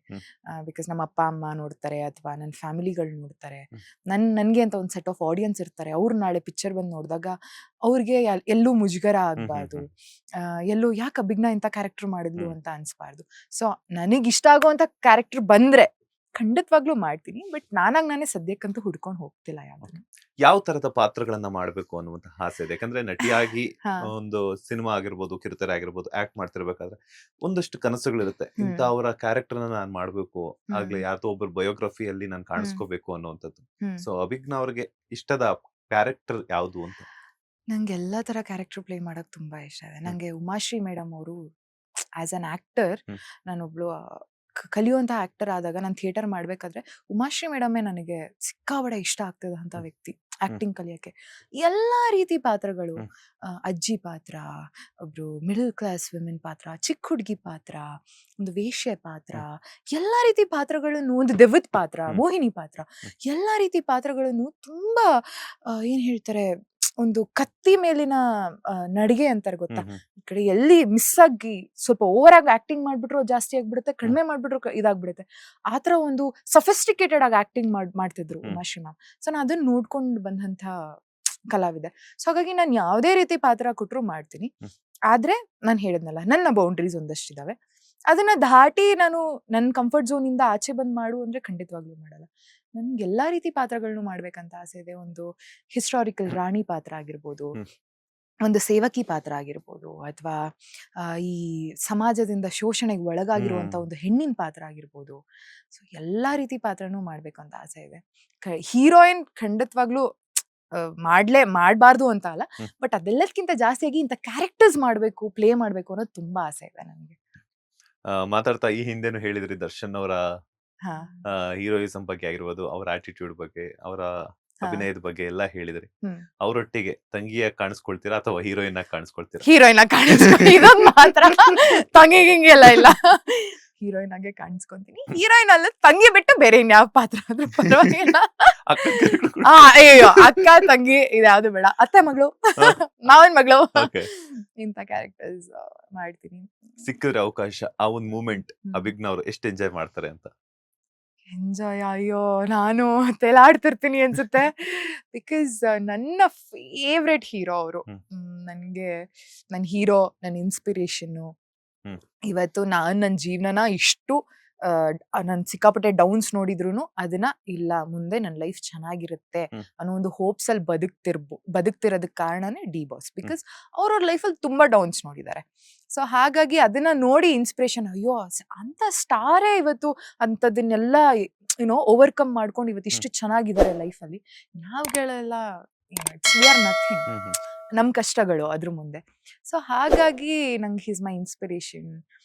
ಹೀಸ್ ಲೈಕ್ ಮೈ ತರ ದೇವ್ರ ತರ ಡಿ ಬಾಸ್. ನಂಗೆ ತುಂಬಾ ಇಷ್ಟ. ನಂಗೆ ಇತ್ತೀಚೆಗೆ ಇಂಟರ್ವ್ಯೂಸ್ ಅಲ್ಲೆಲ್ಲ ಹೇಳ್ತೀನಿ, ನಂಗೆ ಡಿ ಬಾಸ್ ಅಂದ್ರೆ ಸಿಕ್ಕಾಬಡೆ ಇಷ್ಟ. ಕೆಲವ್ರು ಅನ್ಕೊಂತಾರೆ ಬಕೆಟು ಅದು ಇದು ಅಂತ, ಬಟ್ ಡಿ ಬಾಸ್ ಅಭಿಮಾನಿಗಳಿಗೆ ಮಾತ್ರ ಗೊತ್ತು ಆ ಕ್ರೇಜ್ ಏನು ಅಂತ. ಹ್ಮ್. ಸೊ ನೀವು ನನ್ಗನ್ಸುತ್ತೆ ಡಿ ಬಾಸ್ ಫ್ಯಾನ್ ಬೇಸ್ ಇದೆಯಲ್ಲ, we are all crazy fans. Hmm. Boss boss boss, ನಮ್ದು ಆ ತರ ಪ್ರೀತಿ. ಹ್ಮ್. ಏನೋ ಜೀವ ಇರೋವರೆಗೂ ಬಾಸ್ ಫ್ಯಾನ್ಗಳು ನಾವು, ಆ ತರ. ಸೊ ಹಾಗಾಗಿ ಸಿಕ್ಕಾಪಟ್ಟೆ ಇಷ್ಟ. ಅಂದ್ರೆ ನಾವು ಆಪರ್ಚುನಿಟಿ ಸಿಕ್ಕಿದ್ರೆ ಖಂಡಿತವಾಗ್ಲು ನನ್ನಷ್ಟು ಖುಷಿ ಪಡೋಳು ಯಾರು ಇರಲ್ಲ. ಅಂಡ್ ದೇವ್ರೇ ಪ್ಲೀಸ್, ರಾಯ್ರೆ ಪ್ಲೀಸ್, ಬೇಗ ಒಂದು ಆಪರ್ಚುನಿಟಿ ಸಿಗ್ಲಿ ಡಿ ಬಾಸ್ ಜೊತೆ ಆಕ್ಟಿಂಗ್ ಮಾಡೋಕೆ. ಅಂಡ್ ಮಾತಾಡ್ತಾ ಹೇಳ್ತಾ ಇದ್ರಿ, ನಾವು ಕೆಲವರೆಲ್ಲ ಬಕೆಟ್ಗಳು ಅನ್ಕೊಂತಾರೆ, ಹ್ಮ್. ನೆಗೆಟಿವ್ ಕಮೆಂಟ್ಸ್ ಹಾಕ್ತಾರೆ ಹ್ಮ್. ದರ್ಶನ್ ಅವರು. ಯಾಕೆ ದರ್ಶನ್ ಅವ್ರು ಅಂದ್ರೆ ನಿಮ್ಗೆ ಅಷ್ಟೊಂದು ಇಷ್ಟ ಅಂತ, ರೋಲ್ ಮಾಡಲ್ ಅಂತ ಅಂತೆಲ್ಲ ಹೇಳಿದ್ರಿ? ರೋಲ್ ಮಾಡೆಲ್ ಫಸ್ಟ್ ನನ್ಗೆ ಅವ್ರ ಆಕ್ಟಿಂಗ್, ಹ್ಮ್. ಪರ್ಸನಾಲಿಟಿ, ಆ looks and everything. And the second, ಆ ವ್ಯಕ್ತಿ, I mean D boss, he has gone through so much in life. ಈ ಪಾಸ್ಟ್ 1 year ಆಗಿರ್ಬೋದು, ಅವ್ರ ಜೀವನನ ಬೇರೆ ಒಂದು ಪರ್ಸ್ಪೆಕ್ಟಿವ್ ಅಲ್ಲೇ ನೋಡ್ಬಿಟ್ಟಿದ್ದಾರೆ. ಅಂಡ್ ಆ ಗಟ್ಸ್ ಇದೆ ಅಲ್ವಾ ಸರ್, ಇದು ತಪ್ಪು ಗುರು, ನಾನು ಹಿಂಗೆ ಇರೋದು, ಐ ಆಮ್ ದಿಸ್. ಒಂದು ಮೀಡಿಯಾ ಮುಂದೆ ಬಂದು ನಿಂತ್ಕೊಂಡು ಅದನ್ನ ಮಾತಾಡಕ್ಕೆ you need to have that guts. ಓಕೆನಾ? ಅಂದ್ರೆ ಕೆಲವರು ತುಂಬಾ ಪಾಲಿಶ್ಡ್ ಆಗಿ ಮಾತಾಡುವಂತ ವ್ಯಕ್ತಿಗಳು ನಮ್ಮ ಮುಂದೆ ಬಹಳಷ್ಟು ಜನ ಇರ್ತಾರೆ. ಅವ್ರು ನೋಡೋದಕ್ಕೂ ನಮ್ಮ ಬಾಸ್ನ ನೋಡೋದಕ್ಕೂ ನನ್ನ ಕ್ಯಾರೆಕ್ಟರ್ ಹಂಗೇನೆ, ನನ್ ಸ್ವಲ್ಪ ಮುಖಕ್ಕೆ ಹೊಡೆದಂಗೆ ಮಾತಾಡುವಂತ ಕ್ಯಾರೆಕ್ಟರ್ ನಂದು. ಸೊ ಅದ್ ಮೇ ಬಿ ಡಿ ಬಾಸ್ ಇಂದಾನೇ ಬಂದಿದೆ ನನಗೆ. ಸೊ ಆ ಗಟ್ಸ್ ಇದೆ ಅಲ್ವಾ, ಅಂಡ್ ಟು ಆ ಒಂದು ಫ್ರಂಟ್ ಲೈನ್ ಅಲ್ಲಿ ನಿಂತ್ಕೊಂಡು ಇದ್ದದನ್ನ ಇದ್ದಂಗೆ ಹೇಳೋ ಅಂತ ಒಂದು ಕ್ಯಾರೆಕ್ಟರ್. ಸೊ ಅದು ನನಗೆ ತುಂಬಾ ಇಷ್ಟ ಬಾಸ್ ಅಲ್ಲಿ. ಅಂಡ್ ಏನೇ ಆದ್ರೂ ಏನು ಅಲ್ಲ ಇದು, ನಾನು ಇದರಿಂದ ಎದ್ದು ಬರ್ತೀನಿ ಅನ್ನೋ ಒಂದು ಮೆಂಟಾಲಿಟಿ, ಅಂಡ್ ಅವ್ರಿಗೆ ನಮ್ಮ ಅಭಿಮಾನಿಗಳ ಮೇಲಿರುವಂತ ಪ್ರೀತಿ ಹ್ಮ್. ಅಂಡ್ ನಮಗ್ ಅವ್ರ ಮೇಲಿರುವಂತ ಪ್ರೀತಿ ಅಂಡ್ ಅವ್ರು ಕೊಟ್ಟಿರುವಂತ ಮೂವೀಸ್ಗಳಿರ್ಬೋದು, it's all very nice sir. ಎಲ್ಲ ಒಂಥರ ಏನ್ ಹೇಳ್ತಾರೆ, ಬಾಸ್ ಅಭಿಮಾನಿ ಅಂತ ಇನ್ನೂ ನಮ್ಗೆ ಆ ಪ್ರೌಡ್ ಜಾಸ್ತಿ ಬರುತ್ತೆ. ಸೊ ಹಾಗಾಗಿ ದರ್ಶನ್ ಅವ್ರ ಕಡೆಯಿಂದ ಏನಾದ್ರೂ ಕದಿಯುವಂತದ್ದಾದ್ರೆ ಏನ್ ಕದಿತೀರಾ ಅಂತ ಅಭಿಜ್ಞಾ? ಅವ್ರನ್ನೇ ಕದ್ಬಿಡ್ತೀನಿ Kidnap ಸರ್, ಮಾಡ್ಬಿಟ್ಟು. ಬಂದ್ಬಿಡಿ ಅವ್ರನ್ನೇ ಕದ್ಬಿಡ್ತೀನಿ. ಅಫ್ಕೋರ್ಸ್ ಸರ್ನೇ ಕತ್ಕೊಂಡು ಹೋಗ್ಬಿಡ್ತೀನಿ ನಾನು. ಆಗುತ್ತಾ? ಗೊತ್ತಿಲ್ಲ, ಕತ್ಕೊಂಡು ಅಲ್ಲಿ ಹೋಗ್ಬಿಟ್ಟು. ಫಸ್ಟ್ ಆಫ್ ಆಲ್ ಯಾಕಂತಂದ್ರೆ ಅವ್ರ ಮನೆ ಮುಂದೆ ಅಂತ ಬಂದ ತಕ್ಷಣ ಹಾ, ಡೈಲಿ ಬೆಳಗಾದ್ರೆ ಒಂದಷ್ಟು ನೂರಾರು ಅಭಿಮಾನಿಗಳು, ಸಾವಿರಾರು ಅಭಿಮಾನಿಗಳು. ಅಭಿಮಾನಿಗಳ ವರ್ಗನೇ ಕಾಯ್ತಿರುತ್ತೆ. ಹೌದು. ಅವರೊಬ್ಬರ ಒಂದು ದರ್ಶನಕ್ಕಾಗಿರ್ಬೋದು, ಶೇಕ್ ಹ್ಯಾಂಡ್ ಗೋಸ್ಕರ ಆಗಿರ್ಬೋದು. ಹಾ. ಅಂತ ಟೈಮಲ್ಲಿ ನಾವು ಅವ್ರನ್ನ ಕದಿತೀವಿ ಅಂತಂದ್ರೆ ಇದು ಪ್ಲಾನ್ ವರ್ಕೌಟ್ ಆಗುತ್ತಾ ಅಂತ. ಇಲ್ಲ ನಾನು ಕದಿತೀನಿ. ಓಕೆ, ಮೇ ಬಿ ಹಿಂಗ್ ಹೇಳಿದ್ರೆ ಹ್ಮ್. ಐ ಥಿಂಕ್ ಸರ್ಗಿರುವಂತ ಧೈರ್ಯ, ಹ್ಮ್. ಇದ್ದದ್ದನ್ನ ಇದ್ದಂಗೆ ಹೇಳೋದು, ಹ್ಮ್. ತಪ್ಪು ತಪ್ಪು ಸರಿ ಸರಿ, ನಾನು ಇದನ್ನ ಮಾಡಿದೀನಿ ಮಾಡಿಲ್ಲ, ಆ ಒಂದು ಧೈರ್ಯ ಇದೆ ಗೊತ್ತಾ ಗುರು. ಇದು ನನ್ನ ಲೈಫ್, ನನ್ಗೆ ಹೆಂಗ್ ಬೇಕೋ ನಾನು ಹಂಗ್ ಬದುಕ್ತೀನಿ. ಹ್ಮ್. ನೀವ್ ಯಾರು ಅಲ್ಲ, ನೀವ್ ಮಾತಾಡೋದ್ ನನ್ನ ಜೀವನ ಮೇಲೆ ಅದು ಯಾವ್ದೇ ರೀತಿ ಇಂಪ್ಲಿಮೆಂಟ್ ಆಗಲ್ಲ. ಹ್ಮ್. ನನ್ ಜೀವನ ನನಗ್ ಬದುಕಕ್ಕೆ ಎಲ್ಲಾ ರೀತಿ ಅಧಿಕಾರ, ದಟ್ಸ್ ಟ್ರೂ ಅಲ್ವಾ ಸರ್? ಹ್ಮ್. ಸೊ ಇವಾಗ ನಿಮ್ ಜೀವನ ನಿಮ್ಗೆ ಹೆಂಗ್ ಬದುಕ್ಬೇಕು ಅಂತ ನಿಮಗಿರುತ್ತೆ, ನನ್ ಜೀವನ ಹೆಂಗ್ ಬದುಕ್ಬೇಕಂತ ನನ್ಗಿರುತ್ತೆ. ನೀವ್ ಬಂದ್ಬಿಟ್ಟು ನಿಮ್ ಜೀವನ ನೀವ್ ಹಿಂಗೆ ಬದುಕ್ಬೇಕು ಅಂತ ಹೇಳಕ್ಕಾಗಲ್ಲ ನನಗೆ. ಹೌದು. ಸೊ ಹಾಗಾಗಿ ಅದು ಒಂದು ಹ್ಮ್. ಬ್ರೇವ್. ನಾನು ಇವಾಗ್ಲೂ ಸ್ವಲ್ಪ ಒಂದೊಂದ್ಸತಿ ಯೋಚನೆ ಮಾಡ್ತೀನಿ, ಅಯ್ಯೋ ಯಾರು ಏನಾರು ಅನ್ಕೊಂಡ್ಬಿಡ್ತಾರೋ ಏನೋ ಅಂತ. ಬಟ್ ಬಾಸ್ ಇಂದ I think I take that. ನಾನು ಹಿಂಗೆ ಬದುಕದ್ ನನ್ನ ಜೀವನ, ಒಂದು ಧೈರ್ಯನ ತಗೊಳಕ್ಕೆ ಖಂಡಿತವಾಗ್ಲೂ ಅವ್ರ ಇಷ್ಟ ಕಡೆಯಿಂದ ಧೈರ್ಯನ ಕದಿಯಕ್ಕೆ. ಕದಿಯಕ್ಕೆ ತುಂಬಾ ಇಷ್ಟಪಡ್ತೀನಿ. ಅಂಡ್ ದರ್ಶನ್ ಅವರ ಯಾವ ಸಿನಿಮಾ ನಿಮ್ಗೆ ತುಂಬಾ ಇಷ್ಟ? ಅಭಯ್. ಅಭಯ್ ರೀಸೆಂಟ್ ಆಗಿ ಕಾಟೇರ, ಬುಲ್ಬುಲ್, ಹ್ಮ್. ಇದೆಲ್ಲ ತುಂಬಾ ಇಷ್ಟ. ಬಟ್ ತುಂಬಾ ನನ್ನ ಫಸ್ಟ್ ನೋಡಿ ದರ್ಶನ್ ಸರ್ ಅಂತ ಅನ್ಸಿದ್ದು ಅಭಯ್ ಮೂವಿ. ಅದೇ ನಾನು ಲಾಸ್ಟ್ ಇಂಟರ್ವ್ಯೂ ಅಲ್ಲೂ ಹೇಳಿದೆ, ಹ್ಮ್. ಎಸ್ಪೆಷಲಿ ಆ ಪ್ಲೇನ್ ಅಲ್ಲಿ ಒಂದು ಸೀನ್ ಇರುತ್ತೆ, ಹೀರೋಯಿನ್ ನ ನೋಡ್ಬಿಟ್ಟು ಒಂದ್ ಇಬ್ರದ್ದು ಐ ಕಾಂಟ್ಯಾಕ್ಟ್ ಆಗುತ್ತೆ. ನನ್ ಮದ್ವೆ ಆದ್ರೆ ದರ್ಶನ್ ಮದ್ವೆ ಅವಾಗಿತ್ತು. ಬಟ್ ಇವಾಗ C him like my role model ಅಲ್ವಾ. ಸೊ ಅಭಯ್ ಮೂವಿ, ಸಂಗೊಳ್ಳಿ ರಾಯಣ್ಣ, ಸ್ಕೂಲಿಂದ ಕರ್ಕೊಂಡು ಹೋಗಿದ್ರು ಸಂಗೊಳ್ಳಿ ರಾಯಣ್ಣಗೆ, ಅದೆಲ್ಲ ಎಪಿಕ್ ಮೂವೀಸ್, ಮತ್ತೆ ಬರಕ್ಕೂ ಸಾಧ್ಯ ಅಲ್ಲ ಅಂತ ಮೂವಿಗಳೆಲ್ಲ. ಅಭಿಜ್ಞಾ ಅವ್ರು ಒಳ್ಳೆ ಸಿಂಗರ್ ಅಂತ ಕೇಳ್ಪಟ್ವಿ. ಖಂಡಿತವಾಗ್ಲೂ ಅಲ್ಲ. ನೋ, ದರ್ಶನ್ ಅವ್ರಿಗೋಸ್ಕರ ಯಾವ್ದಾದ್ರು ಡೈಲಾಗ್ ಅಥವಾ ಹಾಡನ್ನ ಹಾಡೋದಾದ್ರೆ?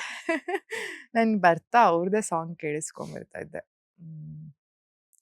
ಅಯ್ಯೋ ನಾನು ತುಂಬಾ ಕೆಡ್ದಾಗ ಹಾಡ್ತೀನಿ, ಬೇಡ ರೀ. ಒಂದೆರಡು ಲೈನ್. ಇದು ಸರ್ಗೋಸ್ಕರ. ಹ್ಮ್.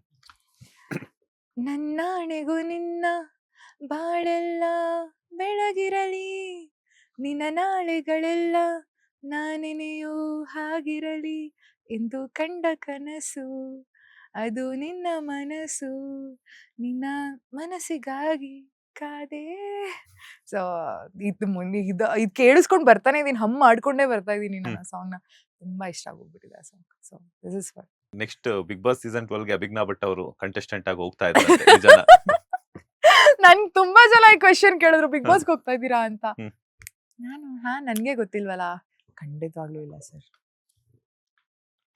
ಹೋಗ್ಬಾರ್ದು ಅಂತ ಅಲ್ಲ, ಸದ್ಯಕ್ಕೆ ಬೇಡ ಅಂತ. ಬಿಕಾಸ್ ಇನ್ನೂ ತುಂಬಾ ಇದೆ ನಾನು ಮಾಡ್ಬೇಕಾಗಿರುವಂತ ಕೆಲ್ಸಗಳಾಗಿರ್ಬೋದು. ಅಂಡ್ ನನ್ಗೆ ಆದಂತ ಒಂದಷ್ಟು ಕಮಿಟ್ಮೆಂಟ್ಸ್ಗಳಿವೆ, ಎಲ್ಲದನ್ನು ಸೈಡಿಗೆ ಇಟ್ಬಿಟ್ಟು ಬಿಗ್ ಬಾಸ್ಗೆ ಹೋಗಕ್ಕಾಗಲ್ಲ. ಅದು ತುಂಬಾ ಒಳ್ಳೆ ಪ್ಲಾಟ್ಫಾರ್ಮೇ, ಇಲ್ಲ ಅಂತ ಹೇಳಲ್ಲ. ಬಟ್ ನನಗೆ ಸದ್ಯಕ್ಕೆ ಇಲ್ಲ. ಅಂಡ್ ನನ್ಗೂ ಯಾವ್ದು ಕರೆ ಬಂದಿಲ್ಲ. ಬಂದ್ರೂ ಸದ್ಯಕ್ಕಂತೂ ಹೋಗಲ್ಲ ನಾನು, ಯಾಕೆಂದ್ರೆ ನನ್ಗೆ ಅಂತ ಕಮಿಟ್ಮೆಂಟ್ಸ್ಗಳನ್ನೆಲ್ಲ ಮುಗಿಸ್ಕೊಂಡು ಅವತ್ತೋ ಒಂದಿನ ಓಕೆ ಇವಾಗ ನಂಗೆಲ್ಲ ಆಪರ್ಚುನಿಟೀಸ್ ಕಡಿಮೆ ಆಗಿದೆ, ಮೇ ಬಿ ಬಿಗ್ ಬಾಸ್ ನಾನು ಟ್ರೈ ಮಾಡ್ಬೋದು, ಇನ್ನೊಂದು ರೀಸ್ಟಾರ್ಟ್ ತಗೊಳಕ್ಕೆ. ಬಿಕಾಸ್ ಬಿಗ್ ಬಾಸ್ ಎಷ್ಟೋ ಜನರು ಲೈಫಲ್ಲಿ ಪಾಸ್ ಆಗಿದ್ದಂಥ ಕೆರಿಯರ್ನ ಮತ್ತೆ ರೀಸ್ಟಾರ್ಟ್ ಕೊಟ್ಟಿದೆ. ಸೊ ಅವಾಗ ಮೇ ಬಿ ನಾನು ಯೋಚನೆ ಮಾಡ್ಬೋದು. ಬಟ್ ಸದ್ಯಕ್ಕಂತೂ ಹೋಗಲ್ಲ. ಅಯ್ಯೋ. ಅಂಡ್ ನಾನು ಹೇಳಿದ್ನಲ್ಲ, ತುಂಬಾ ಹೇಳ್ತೀನಿ, ಸಿಕ್ಕಾಪಟ್ಟೆ ಸ್ಟ್ರೈಟ್ ಫಾರ್ವರ್ಡು, ಅಂಡ್ ಕೋಪ ಬಂದ್ರೆ ಏನೇನೋ ಮಾತಾಡ್ಬಿಡ್ತೀನಿ. ಅದೆಲ್ಲ ಇನ್ನೂ ಕಂಟ್ರೋಲಿಗೆ ತಗೊಂಡ್ಬರ್ಬೇಕು ನಾನು ನನ್ನ ಲೈಫಲ್ಲಿ. ಆಮೇಲೆ ಮೇ ಬಿ ಅಲ್ಲಿ ಹೋಗ್ತೀನಿ ಅನ್ಸುತ್ತೆ. ಆಮೇಲೆ ನಾನು ಹೋಗಿ ಹಂಗಿಂಗ್ ಅಂದ್ಬಿಟ್ರೆ ಆಮೇಲೆ ಟ್ರಾಲ್ ಆಗ್ಬಿಡೋದು, ಯಾಕೆ ಅವೆಲ್ಲ ಬೇಡ. ಮಾತಾಡ್ತಾ ಟ್ರೋಲ್ ಪೇಜಸ್ ಬಗ್ಗೆನೂ ಕೂಡ ಮಾತಾಡ್ರಿ. ಯಾಕಂತಂದ್ರೆ ಒಬ್ಬ ನಟಿಯಾಗಿ ಅಂದ್ಮೇಲೆ ಪಾಸಿಟಿವ್ ಬರುತ್ತೆ, ನೆಗೆಟಿವ್ ಬರುತ್ತೆ. ಟ್ರೋಲ್ ಪೇಜಸ್ ಇಂದ ಆಗಿರುವಂತ ಅನುಕೂಲ ಏನು ನಿಮ್ಮ ಲೈಫ್ ಅಲ್ಲಿ? ಯಾವತ್ತಾದ್ರೂ ಏನಪ್ಪ ಇನ್ ಟ್ರೋಲ್ ಆಯ್ತು ಅಂತ ಬೇಜಾರಾಗಿದ್ದುಂಟಾ ಅಂತ? ಖಂಡಿತವಾಗ್ಲೂ ಇಲ್ಲ ಸರ್. ಹ್ಮ್. ಬಿಕಾಸ್ ನಾನು ಟಚ್ ಇಟ್, ನಾನು ಅದನ್ನು ಹೇಳ್ತೀನಿ. ನಂದು ಕಂಟೆಂಟ್ ಆಗಿರ್ಲಿ ಹ್ಮ್. ಅಥವಾ ನನ್ನ ವಿಡಿಯೋಸ್ಗಳಾಗಿರ್ಲಿ ಯಾವತ್ತೂ ಕೆಟ್ಟದಾಗಿ ಟ್ರಾಲ್ ಆಗಿಲ್ಲ. ಹ್ಮ್. ಅಂಡ್ ಟ್ರಾಲ್ ಪೇಜಸ್ಗಳಿಂದಾನೆ ನಾನು ಇವಾಗ ಭರ್ಜರಿ ಬ್ಯಾಚುಲರ್ಸ್ ಅಲ್ಲಿ ಮಾಡಿರೋ ವಿಡಿಯೋಗಳು ಅಥವಾ ನಾನು ನಿಮ್ಮ ಚಾನಲ್ಗೆ ಕೊಟ್ಟಂತ ವಿಡಿಯೋಗಳು ಟ್ರಾಲ್ ಪೇಜಸ್ಗಳಿಂದಾನೆ ಅಲ್ವಾ ನನ್ಗೆ ಆ ರೀಚ್ ಸಿಕ್ಕಿದೆ. ಅಂಡ್ ಡೆಫಿನೆಟ್ಲಿ ಐ ಥಿಂಕ್ ನಮ್ಮಂಥ ಪ್ರತಿಭೆಗಳನ್ನ ಅಥವಾ ಇನ್ನು ಎಷ್ಟೋ ಪ್ರತಿಭೆಗಳನ್ನ ಅಂಡ್ ಎಷ್ಟೋ ನ್ಯೂಸ್ ನಮಗೆ ಗೊತ್ತೇ ಇರಲ್ಲ. ಯಾರೋ ಎಲ್ಲೋ ಒಂದೇನೋ ಮೆಡಲ್ ವಿನ್ ಆಗಿರ್ತಾರೆ ಅಥವಾ ಇನ್ನೊಂದ್ ಕಡೆ ಯಾರಿಗೋ ಒಂದು ಹುಡುಗಿಗೆ ರೇಪ್ ಆಗಿರುತ್ತೆ ಅಥವಾ ಎಲ್ಲೋ ಒಂದು ಮರ್ಡರ್ ಆಗಿರುತ್ತೆ. ಇಂಥದನ್ನ ಜಾಸ್ತಿ ಜನಕ್ಕೆ ರೀಚ್ ಮಾಡಿಸೋದೇ ಟ್ರೋಲ್ ಪೇಜ್ಗಳು. ಸೊ ಹಾಗಾಗಿ ನನಗೆ ಇಲ್ಲಿವರೆಗೂ ಯಾವುದೇ ರೀತಿ ನೆಗೆಟಿವ್ ಟ್ರೋಲ್ಸ್ ಆಗಿಲ್ಲ. ಎಲ್ಲ ಪಾಸಿಟಿವ್ ಟ್ರೋಲ್ಸ್ ಆಗಿದೆ ಅಂಡ್ ನೆಗೆಟಿವ್ ಕಮೆಂಟ್ಸ್ ಬರುತ್ತೆ. ಸೊ ಕಮೆಂಟ್ಸ್ಗೆಲ್ಲ ಒಂದ್ ಪಾಯಿಂಟ್ ಅಲ್ಲಿ ಆ ಸ್ಯಾಚುರೇಷನ್ ರೀಚ್ ಆಗ್ಬಿಡ್ತೀವಿ ನಾವು. ನೆಗೆಟಿವ್ ಕಮೆಂಟ್ಸ್ ಓದಕ್ ಹೋಗಲ್ಲ. ಸೊ ನನ್ಗೆ ಯಾವತ್ತೂ ಬ್ಯಾಡ್ ಟ್ರೋಲ್ಸ್ ಅಂತ ಫೀಲ್ ಆಗಿಲ್ಲ. ಎಲ್ಲ ಗುಡ್ ಟ್ರೋಲ್ಸ್. ನನ್ನ ವಿಡಿಯೋಗಳೆಲ್ಲ ಥ್ಯಾಂಕ್ಸ್ ಟ್ರೋಲರ್ಸ್ಗೆ ತುಂಬಾ ಚೆನ್ನಾಗಿ ರೀಚ್ ಕೊಟ್ಟಿದ್ದೀರಾ ನನಗೆ. ಅಂಡ್ ನನ್ಗೂ ತುಂಬಾ ಹೆಲ್ಪ್ ಆಗಿದೆ. ನನಗೆ ಪ್ರಮೋಷನ್ಸ್ ಆಗಿರ್ಬೋದು, ಕೊಲಾಬ್ರೇಷನ್ಸ್ ಆಗಿರ್ಬೋದು, ಈ ತರ ನನ್ನ ವಿಡಿಯೋಸ್ಗಳಿಂದ ma'am we saw your video, we want to collaborate for a brand with you ಅಂತ ಕೇಳಿದ್ದಾರೆ. ಸೊ ಹಾಗಾಗಿ ಐ ಆಮ್ ಹ್ಯಾಪಿ. ನನ್ನ ಟ್ರಾಲ್ ಪೇಜಸ್ ನನ್ನ ಪರ್ಸ್ಪೆಕ್ಟಿವ್ ಅಲ್ಲಿ they are very good. Okay, ಸದ್ಯಕ್ಕಂತೂ ಆ ಥರದ್ದೇನು ಬಂದಿಲ್ಲ. ಖಂಡಿತ ಬರೋದು ಬೇಡ, ಆ ಥರದ್ದು ಯಾವುದು ಬಂದಿಲ್ಲ. ಮಾತಾಡ್ತಾ ಹೇಳ್ತಿದ್ರಿ ನೀವು ರೇಪ್ ಬಗ್ಗೆ ಅಂತ ಹೇಳ್ಬಿಟ್ಟು. ರೀಸೆಂಟ್ ಆಗಿ ತಾವರೆಕೆರೆಯಲ್ಲೂ ಕೂಡ ಎಲ್ಲೋ ಒಂದು ಉತ್ತರ ಕರ್ನಾಟಕದ ಹುಡುಗಿ ಮೇಲೆ ರೇಪ್ ಆಗಿ ಒಂದು ಮರ್ಡರ್ ಆಗಿರುವಂತದ್ದು. ಸೊ ಇದ್ರ ಬಗ್ಗೆ ಏನಾದ್ರು ಹೇಳೋದಾದ್ರೆ, ಒಬ್ಬ ಹೆಣ್ಣಾಗಿ ಒಬ್ಬ ನಟಿಯಾಗಿ, ಯಾಕಂತಂದ್ರೆ ಸಾಕಷ್ಟು ಫಾಲೋವರ್ಸ್ ಇರ್ತಾರೆ, ನೋಡ್ತಿರ್ತಾರೆ. ಸೊ ಎಷ್ಟೇ ಧ್ವನಿ ಎತ್ತಿದ್ರು ಕೂಡ ರೇಪುಗಳಾಗುವಂತದ್ದಾಗಿರ್ಬೋದು ಅಥವಾ ಅವ್ರ ಮೇಲೆ ಅತ್ಯಾಚಾರ ಆಗುವಂತದ್ದಾಗಿರ್ಬೋದು, ಅದ್ರ ಜೊತೆಗೆ ಅವ್ರ ಪ್ರಾಣನೂ ಕೂಡ ತೆಗಿತಾ ಇದ್ದಾರೆ, ನಿಲ್ತಾ ಇಲ್ಲ. ಸೊ ಇದ್ರ ಬಗ್ಗೆ ನಿಮ್ಮ ಒಪಿನಿಯನ್ ಏನು? ಏನ್ ಹೇಳ್ತೀರಾ ಒಬ್ಬ ನಟಿಯಾಗಿರ್ಬೋದು, ಒಬ್ಬ ಹೆಣ್ಣಾಗಿ? ಇದು ಸೇಫ್ ಇದೆಯಾ ಹೆಣ್ಮಕ್ಳಿಗೆ ಅಥವಾ ಸೇಫ್ ಇಲ್ಲ ಅನ್ನೋ ಪ್ರಶ್ನೆ ಇಲ್ಲಿ ಸೆಕೆಂಡ್ರಿ ಆಗಿ ಬರುತ್ತೆ. ನಾನು ಲಾ ಓದ್ತಾ ಇದ್ದೀನಿ. ಸೊ ನಾನು ನೆಕ್ಸ್ಟ್ ಕ್ರಿಮಿನಲ್ ಪ್ರಾಕ್ಟೀಸ್ ಮಾಡಬೇಕು ಅನ್ಕೊಂಡಿದ್ದೀನಿ. ಸೊ ಹುಷಾರಾಗಿರ್ಬೇಕು ನಾನು. ಸೊ ನನ್ನ ಪ್ರಕಾರ ಏನು ಅನ್ನೋದು ಅಂತ ವಾಟ್ ಐ ಥಿಂಕ್ ಇಸ್, ಇದೆಲ್ಲ ಅಪ್ಬ್ರಿಂಗಿಂಗ್ ಸರ್. ಫ್ಯಾಮಿಲಿಲಿ ಹೇಗೆ ಬೆಳೆಸ್ಕೊಂಡ್ ಬಂದಿರ್ತಾರೆ ಅನ್ನೋದು ತುಂಬಾ ಇಂಪಾರ್ಟೆಂಟ್ ಆಗುತ್ತೆ. ಇದನ್ನ ತುಂಬಾ ಜನ ಡಿನೈ ಮಾಡ್ಬೋದು, ಒಪ್ಕೊಬಹುದು, but this is my opinion. ಈಗ ಮನೇಲಿ ಒಂದು ಹುಡುಗ, ಅವ್ರಪ್ಪ ದಿನ ಕುಡ್ಕೊಂಬಂದು ಅವ್ರ ಅಮ್ಮಂಗೆ ಹೊಡೆದು ಅಂಡ್ ಎಷ್ಟೋ ಜನ ಮಕ್ಕಳು ಈ ತರ ಒಂದು ಪ್ರಾಸೆಸ್ನ ನೋಡ್ಬಿಟ್ಟಿರ್ತಾರೆ ಕಣ್ಣಾರೆ ಚಿಕ್ಕ ವಯಸ್ಸಲ್ಲೇನೆ. ಅವ್ರಿಗೆ ಅದೇನು ಅಂತಾನೂ ಅರ್ಥ ಆಗಿರಲ್ಲ. ರಿಪೀಟೆಡ್ ಆಗಿ ಅವ್ರ ಮೆಂಟಲ್ ಹೆಲ್ತ್ ಈ ತರ ಹಾಳಾಗ್ತಾ ಅಂಡ್ ನಾನು ಎಷ್ಟೋ ಕೇಸಸ್ಗಳು ನೋಡಿದ್ದೀನಿ ವೇರ್ ಮಕ್ಕಳು ತುಂಬಾ ಈ ತರ ರೇಪ್ ಮಾಡೋ ಮಕ್ಕಳು ಮೆಂಟಾಲಿಟಿ ತುಂಬಾ ಡಾರ್ಕ್ ಆಗಿರುತ್ತೆ. ಅವ್ರಿಗೂ ಅವ್ರ ಚಿಕ್ಕ ವಯಸ್ಸಲ್ಲಿ ಅವ್ರ ಮೇಲೆ ಶೋಷಣೆ ಆಗಿರುತ್ತೆ. ಯಾರೋ ಬಂದು ರೇಪ್ ಮಾಡಿರ್ತಾರೆ ಅಥವಾ ಯಾರೋ ಕೆಟ್ಟದಾಗ ಅವ್ರನ್ನ ಮುಟ್ಟಿರ್ತಾರೆ. ಫಿಸಿಕಲ್ ಅಬ್ಯೂಸ್ ಆಗಿರ್ಬೋದು, ಮೆಂಟಲ್ ಅಬ್ಯೂಸ್ ಆಗಿರ್ಬೋದು. ಈ ತರ ಎಲ್ಲ ನೋಡಿ ಅವ್ರ ಮೆಂಟಾಲಿಟಿ ಹಂಗೆ ಚೇಂಜ್ ಆಗ್ಬಿಟ್ಟಿರುತ್ತೆ. ಇವಾಗ ಒಂದೊಳ್ಳೆ ಅಪ್ಬ್ರಿಂಗಿಂಗ್ ಮನೆಯಿಂದ ಬಂದಿರುವಂತ ವ್ಯಕ್ತಿ ಅಂದ್ರೆ ಒಂದೊಳ್ಳೆ ಎಜುಕೇಶನ್ ಆಗಿರ್ಬೋದು ಅಥವಾ ಆ ತರ ಕೇಸಸ್ಸು ಇದೆ. But most of the cases ಈ ತರಾನೇ ಇರುತ್ತೆ ಅಲ್ವಾ. ಬಿಕಾಸ್ ಒಂದು ಹೆಂಡತಿಗೂ ತಾಯಿಗೂ ವ್ಯತ್ಯಾಸ ಗೊತ್ತಿರ್ಬೇಕು ಒಬ್ಬ ಗಂಡಸಿಗೆ. ಸೊ ಅದು ಎಷ್ಟೋ ಒಂದು ಗಂಡ್ಮಕ್ಳು ಮನೇಲಿ ಅಂದ್ರೆ ಈ ತರ ಅಪ್ಬ್ರಿಂಗಿಂಗ್ ಮನೇಲಿ ಆ ವ್ಯತ್ಯಾಸ ಗೊತ್ತಿರಲ್ಲ. ಬಿಕಾಸ್ ಅಪ್ಪ ಅಮ್ಮನ ಜೊತೆ ಹೆಂಗ್ ನಡ್ಕೊಳ್ಳೋದು ಅಂತ ನೋಡಿರ್ತಾರೆ. ಅಂಡ್ ತಾಯಿನೂ ಅಷ್ಟೇನೆ, ತಾಯಿ ಮಕ್ಳನ್ನ ಹೆಂಗ್ ಬೆಳೆಸ್ಬೇಕು ಅನ್ನೋದು ತಾಯಿಗೆ ಗೊತ್ತಿರ್ಬೇಕು. ಅವ್ರಿಗೂ ಆ ನಾಲೆಜ್ ಇರಲ್ಲ. ಸೊ ಐ ಥಿಂಕ್ ಅಪ್ಬ್ರಿಂಗಿಂಗ್ ತುಂಬಾ ಇಂಪಾರ್ಟೆಂಟ್ ಆಗುತ್ತೆ. ಮನೆಯಲ್ಲಿ ಈ ತರ ಮೆಂಟಲಿ ಅಬ್ಯೂಸ್ ಆದಾಗ ಮಕ್ಕಳು ಅವ್ರು ದೊಡ್ಡವರಾಗ್ತಾ ಅದೇ ರೀತಿ ಆಗ್ಬಿಡ್ತಾರೆ. ಅಂಡ್ ಐ ಥಿಂಕ್ ಸೊಸೈಟಿ ತುಂಬಾ ಸೀರಿಯಸ್ ಆಗಿ ಇದ್ರ ಮೇಲೆ ಆಕ್ಷನ್ ತಗೊಬೇಕು ಅಂತ ಅನ್ಸುತ್ತೆ. ಯಾಕೆ ಅಂದ್ರೆ ನಾನು ನೋಡಿರೋಂಥ ಪ್ರಕಾರ ಈಗ ಯಾವ್ದೋ ತೀರಾ ಕಡು ಬಡತನ ಹೆಣ್ಮಗುಗೆ ಈ ತರ ಆಯ್ತು ಅಂದಾಗ ಎಷ್ಟೊಂದ್ ಸತಿ ಅದು ಆಚೆನೆ ಬರಲ್ಲ. ಹೌದು, ನಾನು ಅದು ತುಂಬಾ ನೋಡಿದೀನಿ. ಯಾಕೆಂದ್ರೆ ರೀಸೆಂಟ್ ಆಗು ನೀವ್ ಹೇಳಿದ್ರಿ, ಅದು ಟ್ರಾಲ್ ಪೇಜಸ್ಗಳಲ್ಲೇ ನಾನು ನೋಡಿ ನನಗೆ ಗೊತ್ತಾಗಿದ್ದು ಈ ತರ ಹಿಂಗಾಗಿದೆ ಅಂತ. ಅದೇ ಯಾವ್ದೋ ಒಂದು ಹೈ ಪ್ರೊಫೈಲ್ ಅಲ್ಲಿ ಆದಾಗ ವಾಯ್ಸ್ ರೈಸ್ ಮಾಡ್ತಾರೆ. ಬಟ್ ಈ ತರ ಕಡು ಬಡವ್ರಿಗಾದಾಗ ಯಾಕೆ ಅದನ್ನ ರೈಸ್ ಮಾಡಲ್ಲ? ಅಂಡ್ ಎಷ್ಟೋ ಕೇಸ್ಗಳು ಆಚೆನೆ ಬರಲ್ಲ ಸರ್, ನಮಗ್ ಗೊತ್ತೇ ಇರಲ್ಲ. ಅಲ್ಲಿ ಹೋಗ್ತಾರೆ, ಅಲ್ಲೇ ಮುಚ್ಚಿ ಹಾಕ್ಬಿಡ್ತಾರೆ. ಸೊ ಐ ಥಿಂಕ್ ಪೊಲೀಸ್ ಆಗಿರ್ಲಿ ಅಥವಾ ನಮ್ಮ ಜುಡಿಷಿಯಲ್ ಸಿಸ್ಟಮ್ ಆಗಿರ್ಲಿ ಇದ್ರ ಮೇಲೆ ಕರೆಕ್ಟ್ ಆಗಿರೋ ಕ್ರಮಗಳು ತಗೊಬೇಕು. ರೇಪ್ ಮಾಡಿದ್ರಾ ಹ್ಯಾಂಗ್ ದೆಮ್, ಯಾಕೆ ಮರ್ಸಿ ತೋರಿಸ್ತೀರಾ? ಯಾಕೆ ಜಡ್ಜ್ಮೆಂಟ್ ಲೇಟ್ ಮಾಡ್ತೀರಾ? ಫಾಸ್ಟ್ ಟ್ರ್ಯಾಕ್ ಅಂತ ಓಪನ್ ಮಾಡಿದ್ದಾರೆ. ಓಕೆ ಫೈನ್, ಫಾಸ್ಟ್ ಟ್ರ್ಯಾಕ್ ಅಲ್ಲಿ ನೀವು ಜಡ್ಜ್ಮೆಂಟ್ ಪಾಸ್ ಮಾಡ್ತೀರಾ, ಡೆತ್ ಸೆಂಟೆನ್ಸ್ ನ ಪಾಸ್ ಮಾಡಿ. ರೇಪ್ ಅಲ್ವಾ, ಈಗ ಅದು ಜೀವನೇ, ಹೋಗಿರೋದು ಜೀವನೇ, ಯಾಕೆ ಮರ್ಸಿ ತೋರಿಸ್ತೀರಾ? ನಿರ್ಭಯ ಕೇಸಲ್ಲಿ ಎಷ್ಟೋ ವರ್ಷ ಆದ್ಮೇಲೆ ಆ ತಾಯಿಗೆ ಸಿಕ್ಕಿದ್ದು ನ್ಯಾಯ. So be very quick. ಆಯ್ತಾ, ಒಂದು ಬ್ರೂಟಲ್ ಆಗಿ ಒಂದ್ಸತಿ ಆಕ್ಷನ್ ತಗೊಂಬಿಡಿ, ಎಲ್ರಿಗೂ ಒಂದು ಎಚ್ಚರಿಕೆ ಬರುತ್ತೆ, ಏ ಮಾಡಬಾರ್ದಪ್ಪ ಇಂಥ ಕೆಲಸನ ನಾವು ಅಂತ. ಸೊ ಐ ಥಿಂಕ್ ಇದೆಲ್ಲ judicial system and police system ಅಲ್ಲಿ ತುಂಬಾ ಲೀನ್ ಆಗಿದೆ ಅಂತ ನನ್ನ ಪ್ರಕಾರ. ಇಲ್ಲ ಒಂದ್ ಕಡೆ ನೀವು ಹೇಳ್ತಾ ನನಗೊಂದು ನೆನಪಾಗಿದ್ದೇನಂತಂದ್ರೆ ನಿರ್ಭಯ ಕೇಸ್ ಬಗ್ಗೆ ಮಾತಾಡ್ತಾ ಇದ್ರೆ ಎಷ್ಟೋ ವರ್ಷಗಳಾದ ನಂತರ ಅವ್ರ ಆದ್ಮೇಲೆ ನ್ಯಾಯ ಸಿಕ್ತು ಸಿಕ್ಕಂತ ಅಂತ. ನ್ಯಾಯ ಆ ಅದು. ನ್ಯಾಯಕ್ಕೋಸ್ಕರ ಅಲ್ದಾಡ್ತಾನೆ ಅವ್ರ ಕಷ್ಟವನ್ನ, ಇಷ್ಟಗಳನ್ನ, ಅವರ ಕನಸುಗಳನ್ನೆಲ್ಲಾನು ಕೂಡ ಪಕ್ಕಕ್ಕೆ ಇಟ್ಬಿಟ್ಟು ಹೋರಾಡ್ತಿರ್ತಾರೆ. ಹೋದ್ ಜೀವ ಮತ್ತೆ ಬರಲ್ಲ, ಇಷ್ಟು ಖಂಡಿತವಾಗ್ಲೂ. ವರ್ಷಗಳಾದ ನಂತರ ಇರ್ತೀವೋ ಇಲ್ವೋ ಗೊತ್ತಿರಲ್ಲ, ನಾವು ಇಲ್ವೋ ಅಂತ ಇನ್ನೊಂದ್ 5 ಗೊತ್ತಿರಲ್ಲ. ಸೆಕೆಂಡ್ ಆದ್ರೆ ಇರ್ತೀವೋ ಇಲ್ವೋ ಗೊತ್ತಿರಲ್ಲ. ಅಂತ ಟೈಮಲ್ಲಿ ನನ್ ಮಗಳಿಗೆ ಆಗಿರೋದೇ ನ್ಯಾಯ ಆಗಿರುತ್ತೆ. Sir and I will tell you, ಈ ಒಂದು ಇಂಟರ್ವ್ಯೂನ ಎಷ್ಟೋ ಜನ ನೋಡಿದಾರೋ ನೋಡಿಲ್ವೋ ಗೊತ್ತಿಲ್ಲ. I think it was a foreign lady. ಅವ್ನ್ ರೇಪ್ ಮಾಡ್ದಂಥವ್ನ ಹತ್ರನೇ ಕೇಳಿರುವಂತ ನಿರ್ಭಯ ಇಂಟರ್ವ್ಯೂ ಇದು. ಅವನು ಡೀಟೇಲ್ ಆಗಿ ಹೇಳ್ತಾನೆ ಅವ್ನ ಮುಖದಲ್ಲಿ ಒಂಚೂರು ಮರ್ಸಿ ಇಲ್ಲ, ಅವ್ನ್ ತಪ್ಪು ಮಾಡಿದೀನಿ ಅನ್ನೋ ಗಿಲ್ಟು ಇಲ್ಲ ಅವನ ಮುಖದಲ್ಲಿ. ಅಂಡ್ ಒಂದು ಪಾಯಿಂಟ್ ಅಲ್ಲಿ ಅವಳು ಹೊಟ್ಟೆಲಿರುವಂತ ಕರುಳನ್ನ ತೆಗೆದ್ಬಿಟ್ಟು ಬಸ್ಸಿಂದ ಆಚೆ ಹಾಕ್ತಾರೆ. ಇಷ್ಟು ಕ್ರೂರತ್ವ ಇರುವಂತಹ ವ್ಯಕ್ತಿನ ನೀವ್ ಹೆಂಗೆ ಅಷ್ಟು ವರ್ಷ ನ್ಯಾಯ ಕೊಡ್ದೇನೆ ಹಂಗೆ ಬಿಟ್ಬಿಟ್ಟಿದ್ರಿ? ಸೊ ಕ್ವೆಶನ್ ಬರೋದು ನಮ್ ಜುಡಿಷಿಯಲ್ ಸಿಸ್ಟಮ್ ಮೇಲಲ್ವಾ? ಹೌದು. ಯಾಕಿಷ್ಟು ಡಿಲೇ?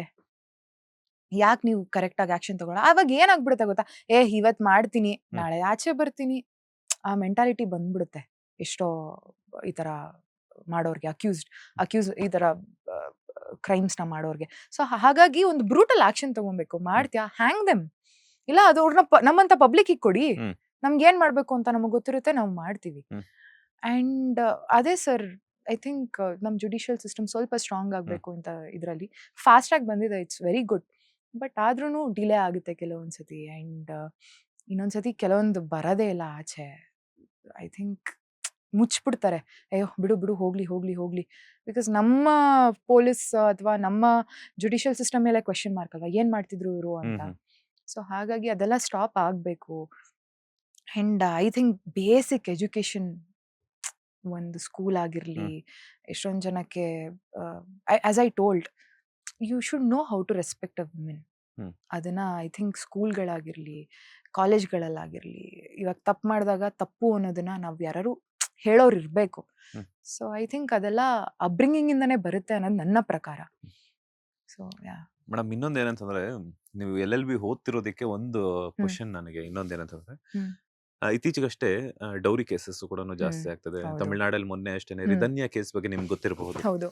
ಅವ್ರು ಏನ್ ಮಾಡಿದ್ರು ಅಂತಂದ್ರೆ, ಲಕ್ಷಾಂತರ ರೂಪಾಯಿ, ಕೋಟ್ಯಾಂತರ ರೂಪಾಯಿ ಖರ್ಚು ಮಾಡಿದ್ರು, ವರದಕ್ಷಿಣೆನೂ ಕೊಟ್ರು, ಅದ್ರ ಜೊತೆಗೆ ಎಷ್ಟೋ 800 ಗ್ರಾಮು ಅಧಿಕ ಒಂದು ಚಿನ್ನವನ್ನು ಕೂಡ ಕೊಟ್ರು. ಮದುವೆ ಆಗಿದ್ 1.5 ತಿಂಗಳಿಗೇನೆ ಮತ್ತೆ ವರದಕ್ಷಿಣೆ ಕಿರುಕುಳ ಕೊಟ್ಟು ಆ ಹೆಣ್ಮಗಳು ತನ್ನ ತಂದೆ ತಾಯಿಗೆ ಏನೋ ಒಂದು ಭಾವುಕವಾದ 1-2 ಲೈನ್ಗಳನ್ನ ಬರೆದ್ಬಿಟ್ಟು ಸತ್ತೋಗ್ತಾರೆ. ಸೊ ಡೌರಿ ಕೇಸಸ್ ಅಥವಾ ವರದಕ್ಷಿಣೆ ಬಗ್ಗೆ ಸೊ ಏನ್ ಹೇಳ್ತೀರಾ? ಯಾಕಂತಂದ್ರೆ ನೀವು ಮಾತಾಡಿದ್ರಿ, ನೀವು ಮಿಡಲ್ ಕ್ಲಾಸ್ ಸ್ಟ್ರಗಲಿಂಗ್ ಬಗ್ಗೆನೂ ಕೂಡ ಮಾತಾಡಿದ್ರಿ.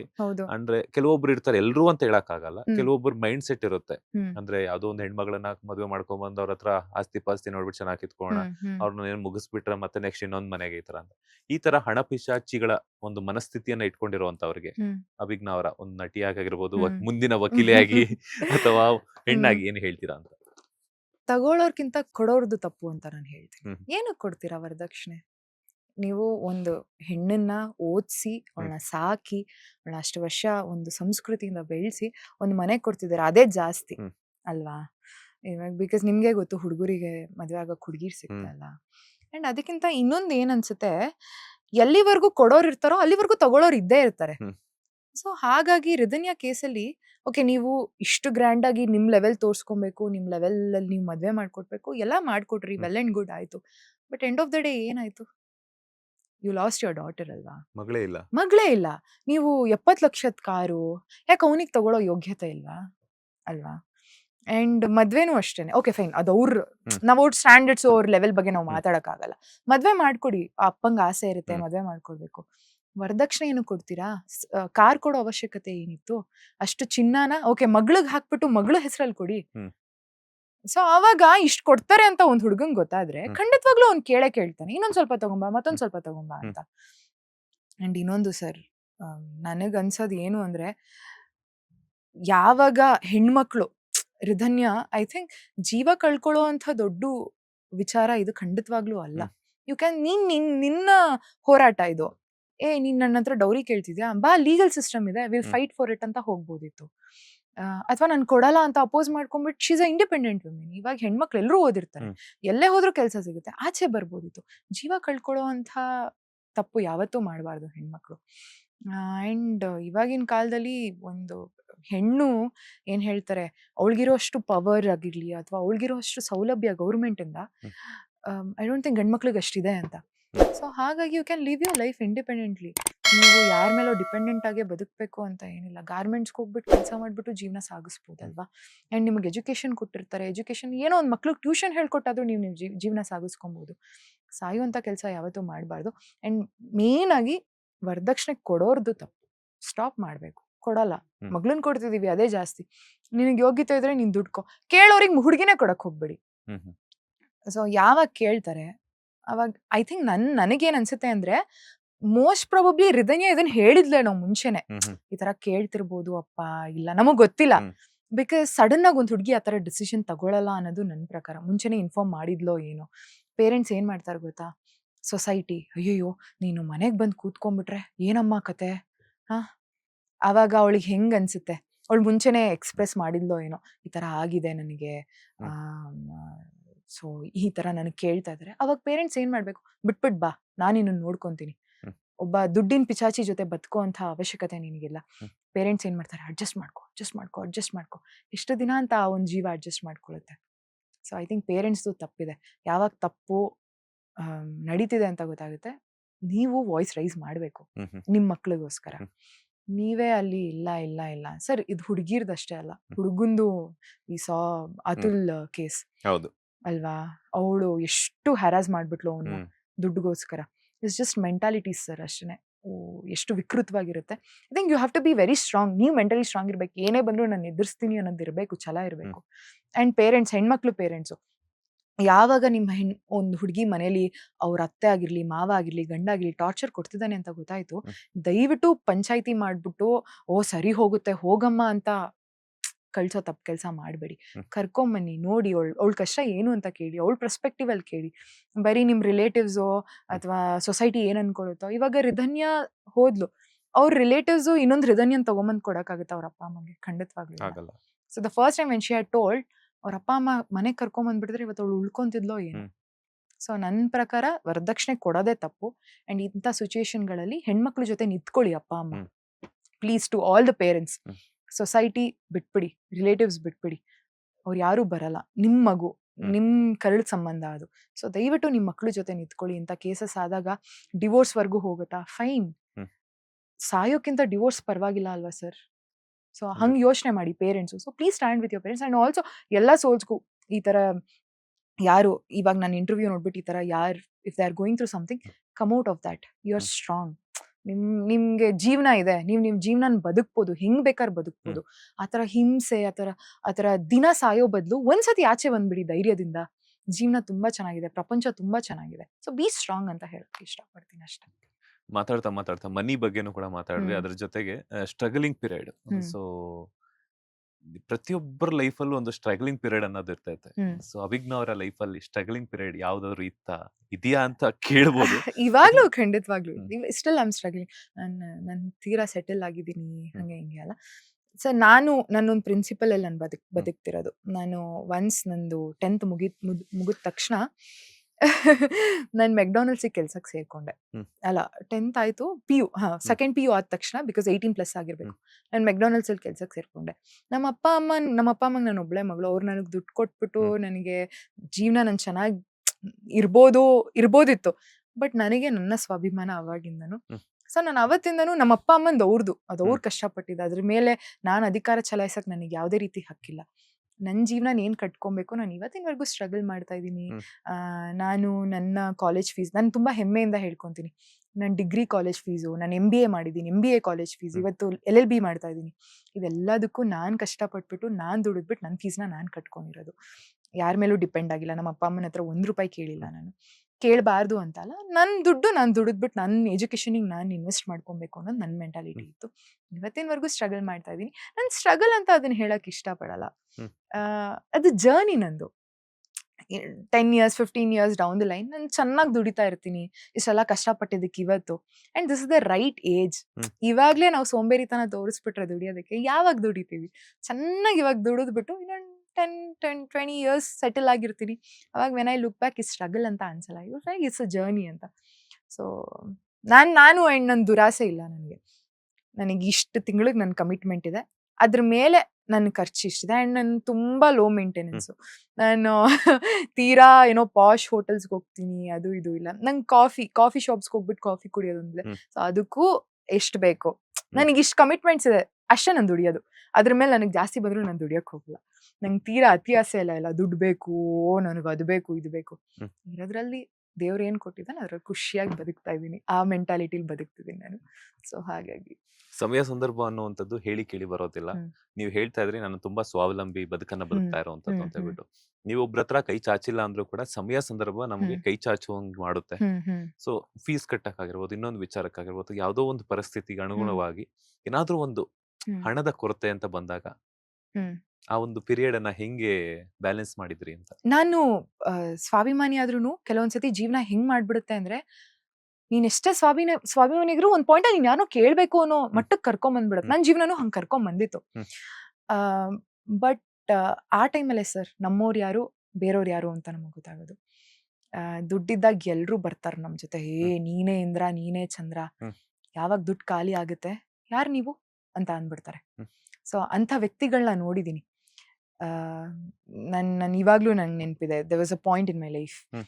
ನಮ್ಮ ಫ್ಯಾಮಿಲಿ ತುಂಬಾ ಸ್ಟ್ರಗಲ್ ಮಾಡ್ತಿದ್ವಿ, ಫೈನಾನ್ಷಿಯಲಿ ಆಗಿರ್ಬೋದು, ಹೆಲ್ತ್ ವೈಸ್ ಆಗಿರ್ಬೋದು.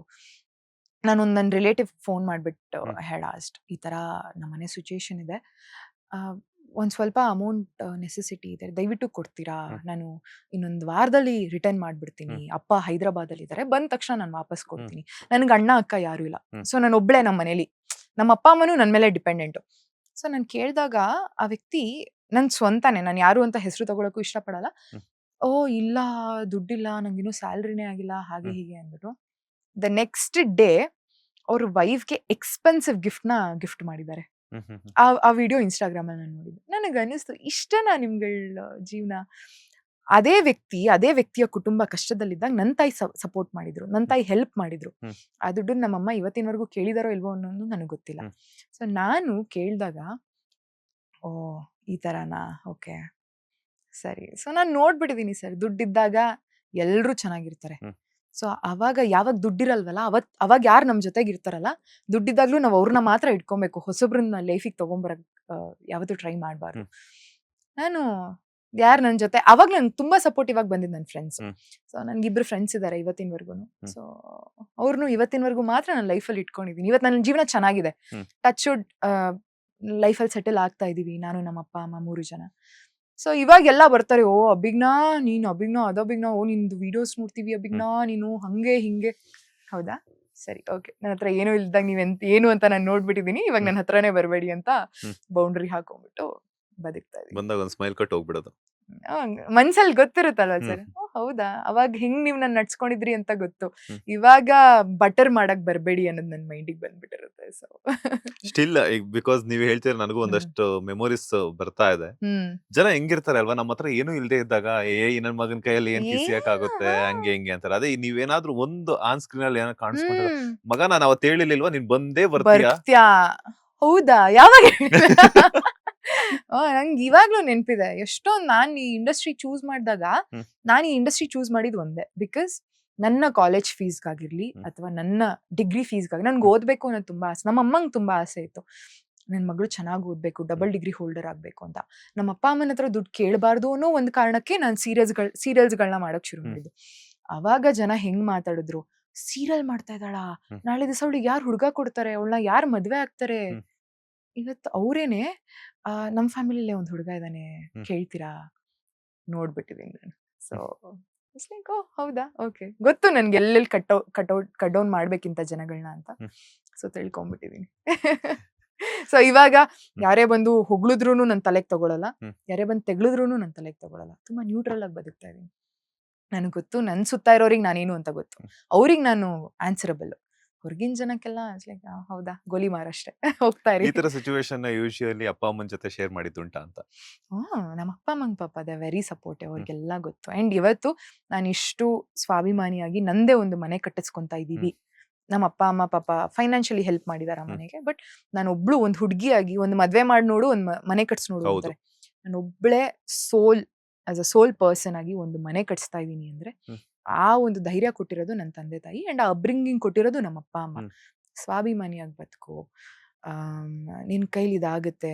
ಅಂಡ್ ಎಷ್ಟೊಂದ್ ಸತಿ ಶೂಟಿಂಗ್ ಟೈಮಲ್ಲೆಲ್ಲ ನಾನು ನೋಡ್ತಿದ್ದೆ, ನನ್ನ ಕೋ ಆರ್ಟಿಸ್ಟ್ಗಳು ಅವ್ರ ಅಪ್ಪ ಅಮ್ಮನ್ ಕರ್ಕೊಂಬರೋರು, ಅಮ್ಮನ್ ಕರ್ಕೊಂಬರೋರು. ನಮ್ಮ ಅಪ್ಪ ಅಮ್ಮ ಯಾವತ್ತೂ ಬಂದಿಲ್ಲ. ನಾನು ಅವ್ರನ್ನ ಕೇಳುವುದೇ, ನೀವ್ ಯಾಕೆ ನನ್ನ ಜೊತೆ ಯಾವತ್ತೂ ಬಂದಿಲ್ಲ ಅಂತ. ಇವತ್ ಬರ್ತೀವಿ, ನಾಳೆ ಬರ್ತೀವಿ, ಇನ್ನೊಂದ್ 10-15 ವರ್ಷ ನಾವು ಬದುಕಿರ್ತೀವೋ ಇಲ್ವೋ ಗೊತ್ತಿಲ್ಲ. ಅವತ್ತು ನೀನ್ ನಮ್ಮ ಮೇಲೆ ಡಿಪೆಂಡ್ ಆಗಿದ್ರೆ ನೀನು ಗೊತ್ತಿರ್ಬೇಕು ಜನಗಳನ್ನ ಹೆಂಗ್ ಹ್ಯಾಂಡಲ್ ಮಾಡ್ಬೇಕು ಅಂತ. ಸೊ ನಿನ್ ಜೀವನ ನೀನ್ ಹೋಗು. ನಮ್ಮ ಅಪ್ಪ ಅಮ್ಮ ನಂಗೆ ಆ ಫ್ರೀಡಮ್ ಕೊಟ್ಟಿದ್ದಾರೆ, ನಾನು ಆ ಫ್ರೀಡಮ್ನು ಯಾವತ್ತೂ ಮಿಸ್ಯೂಸ್ ಮಾಡ್ಕೊಂಡಿಲ್ಲ. ಸೊ ಅವರಿಗೆಲ್ಲ ಗೊತ್ತು, ಈ ಸ್ಟ್ರಗಲ್ಸ್ ಎಲ್ಲ ಗೊತ್ತು. ಇವತ್ತು ತುಂಬಾ ಖುಷಿಯಾಗಿದ್ದಾರೆ ನಮ್ಮ ಅಪ್ಪ ಅಮ್ಮ, and proud, they are very proud of me. ನನ್ನ ಮಗಳು ಮನೆ ಕಟ್ಸ್ತಿದ್ದಾಳೆ, ನನ್ನ ಮಗಳು ಒಂದು ಶೋ ಅಲ್ಲಿ ಇವತ್ತು ಬಂದಿದ್ದಾಳೆ, ನನ್ನ ಮಗಳು ದುಡಿತಿದ್ದಾಳೆ, ತುಂಬಾ ಚೆನ್ನಾಗಿ ದುಡಿತಾ ಇದ್ದಾಳೆ, ನಮ್ಮನ್ನ ಚೆನ್ನಾಗಿ ನೋಡ್ಕೊಂತಾ ಇದ್ದಾಳೆ. They are very happy about it, I am very proud about it.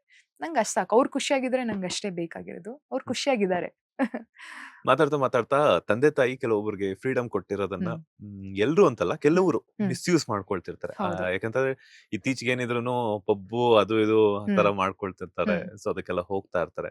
ತಂದೆ ತಾಯಿ ತಪ್ಪು ಅಂತ ಹೇಳಿದ್ರು ಕೂಡಾನು ಆ ಒಂದು ಏಜ್ ಅಲ್ಲಿ ಅವ್ರಿಗೆ ಯಾವ್ದು ಸರಿ ಯಾವ್ದು ತಪ್ಪು ಅಂತ ಗೊತ್ತಾಗೋದಿಲ್ಲ. ಫ್ರೆಂಡ್ಸ್ ಬಾಂದಿದಾರೆ ಅಂತದಾಗ ತಂದೆ ತಾಯಿ ಹೇಳ್ದಾಗ್ಲೂ ಕೂಡಾನು ಫ್ರೆಂಡ್ಸ್ ಜೊತೆ ಬಿಡಲ್ಲ ಅಂತ ಹೇಳ್ಬಿಟ್ಟು ಅವ್ರ ಮೇಲೆ ರೇಕು ಅಂತದ್ದಾಗಿರ್ಬೋದು, ಈ ತರ ಮಾಡ್ತಿರ್ತಾರೆ. ಸೊ ಅಂತವ್ರಿಗೆ ಏನಾದ್ರು ಟಿಪ್ಸ್ ಹೇಳ್ತೀರಾ ಅಥವಾ ಗೈಡ್ಲೈನ್ಸ್ ಏನಾದ್ರು ಕೊಡ್ತೀರಾ ಅಂತ? ಎಂಜಾಯ್ ಮಾಡ್ಬೇಡಿ ಅಂತ ನನ್ನ ಜೀವನದಲ್ಲಿ ಖಂಡಿತವಾಗ್ಲೂ ಹೇಳಲ್ಲ. ಎಲ್ರಿಗೂ ಆ ಒಂದು ಅಧಿಕಾರ ಇದೆ ಅವ್ರ ಜೀವನನ ಹೆಂಗ್ ಎಂಜಾಯ್ ಮಾಡ್ಬೇಕು ಅಂತ. ಬಟ್ ಒಂದು ನೀವ್ ಏನೇ ಎಂಜಾಯ್ ಮಾಡಿದ್ರು ಅಥವಾ ನೀವ್ ಏನೇ ಒಂದು ಡಿಸಿಷನ್ ತಗೊಂಡ್ರು ಮನೇಲಿ ಒಂದು ನಿಮ್ಗಾಗಿ ಒಂದ್ 2 ಜೀವ ಕಾಯ್ತಿದೆ ಅನ್ನೋ ತಲೆಯಲ್ಲಿ ನೆನ್ಪಿಟ್ಕೊಳ್ಳಿ ಅಷ್ಟೇನೆ.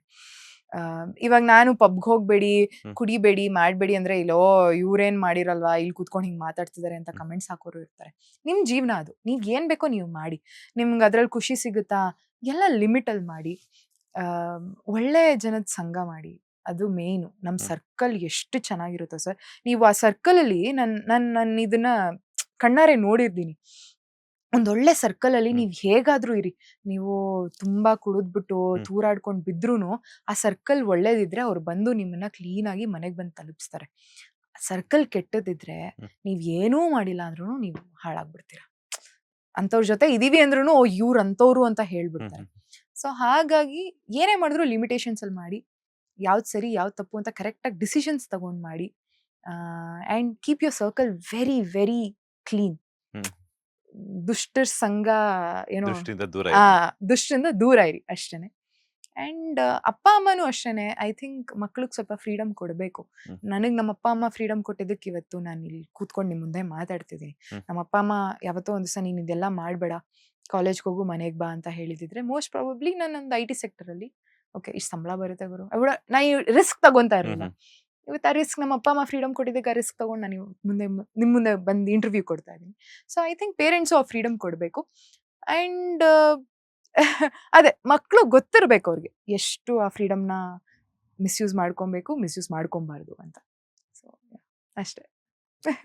ಈಗ ಸೆಲೆಬ್ರಿಟಿ ಅಂದ ತಕ್ಷಣ ನಾವ್ ಒಂದ್ ಕಾಫಿ ಕುಡಿಯಕ್ ಹೋದ್ರು ಕೂಡ ಯಾವ್ದೊಂದು ರೋಡ್ ಸೈಡ್ ಅಲ್ಲಿ ಕುಡಿಯಕ್ ಹೋದ್ರೆ ಏನಪ್ಪಾ ಇದು ಸೆಲೆಬ್ರಿಟಿ ಆಗಿ ರೋಡ್ ಸೈಡ್ ಅಲ್ಲಿ ಕುಡಿತಾರೆ ಅಂತಾರೆ.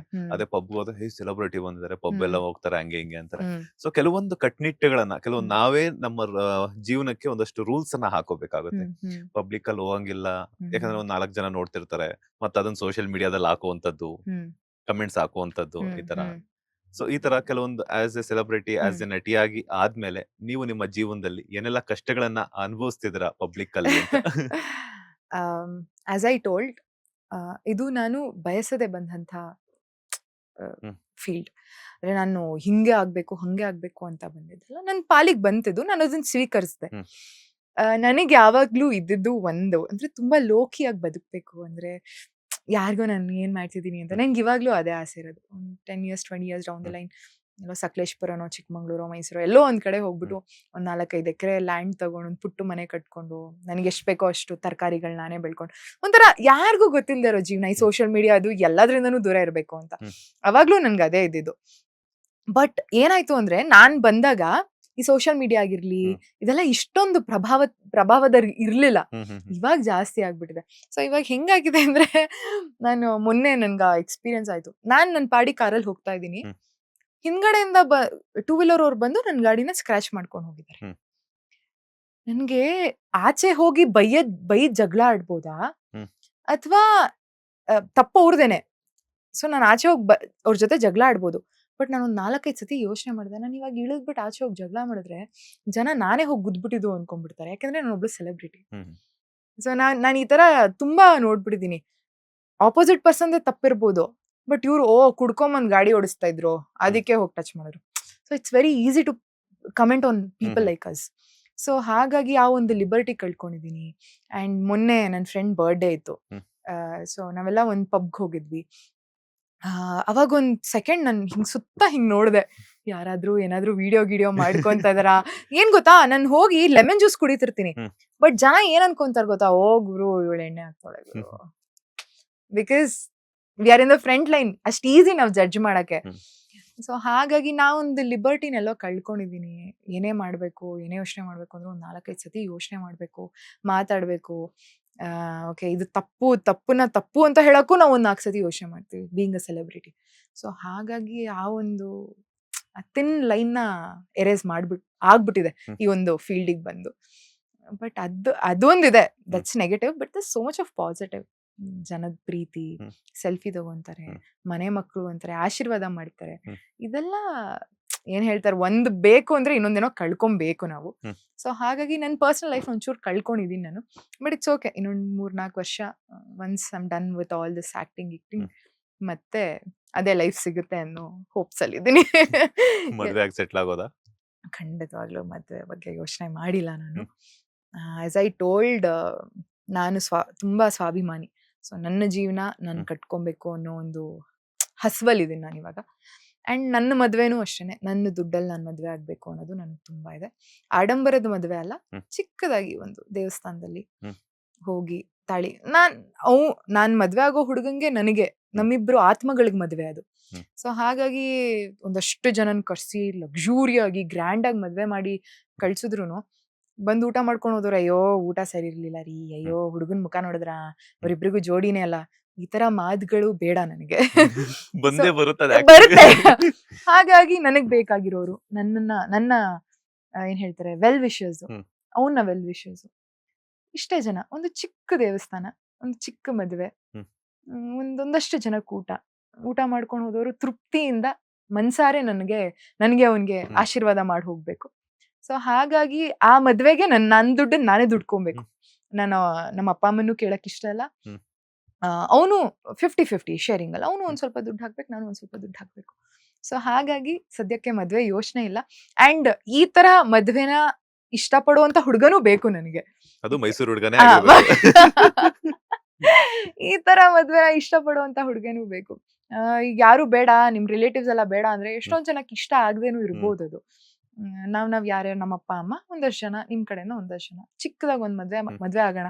ಬಿಕಾಸ್ ಎಷ್ಟೊಂದ್ ಜನಕ್ಕೆ ಮದ್ವೆ ಅನ್ನೋದೇ ಕನ್ಸು. ಸೊ ಹಾಗಾಗಿ ನನ್ನ ಆಸೆಗೆ, ನನ್ನ ಇಷ್ಟಕ್ಕೆ ತಕ್ಕಂತಿರುವಂತ ಹುಡುಗ ಸಿಕ್ಕಿದ್ರೆ ಖಂಡಿತವಾಗ್ಲೂ ಯೋಚನೆ ಮಾಡ್ಬೋದು. ಬಟ್ ಸದ್ಯಕ್ಕೆ ಅದೇ ನನ್ನ ಜೀವನ, ನನ್ನ ಅಪ್ಪ ಅಮ್ಮನ ಜೀವನ. ನನಗೆ ಅವರಿಬ್ರು ನನ್ನ ಮೇಲೆ ಡಿಪೆಂಡೆಂಟ್, ನಮ್ಮ ಅಪ್ಪ ಅಮ್ಮ. ನನ್ಗೆ ಅವ್ರನ್ನ ಬಿಟ್ಟು ನಾಳೆ ದಿವಸ ಮದ್ವೆ ಆದ್ಮೇಲೆ ನನ್ನ ಜೀವನ ಕಟ್ಕೊಂಡು ಹೋಗುವಂತ ಸ್ವಾರ್ಥಿ ಅಲ್ಲ ನಾನು.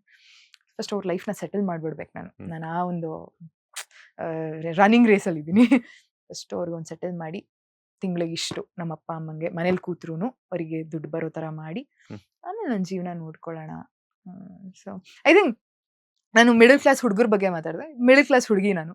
ಸೊ ನಂತರನೇ ಎಷ್ಟೋ ಜನ ಹುಡುಗಿರು ದೆಲ್ ಸ್ಯಾಕ್ರಿಫೈಸ್. ಇವಾಗ ನನ್ನ ಏಜ್ ಅವರು, ನನ್ನ ಫ್ರೆಂಡ್ಸ್ ಎಲ್ಲರೂ ಮದುವೆ ಆಗ್ಬಿಟ್ಟಿದ್ದಾರೆ. ಎಷ್ಟೊಂದ್ ಜನ ಹುಡುಗಿರಿದ್ದಾರೆ ಎಕ್ಸ್ಪೆಕ್ಟಿಂಗ್ ಅ ಬೇಬಿ. ನನಗೆ ಯಾವತ್ತೂ ನಮ್ಮಮ್ಮ ಕೇಳ್ತಾರೆ, ಪುಟಿ ನಿನ್ಗೂ ಆಗ್ಬೇಕು ಮದ್ವೆ, ನಿನ್ ಜೀವನ ಸೆಟಲ್ ಆಗ್ಬೇಕು ಅನ್ನೋ ಆಸೆ ಇಲ್ವಾ ನಿನಗೆ?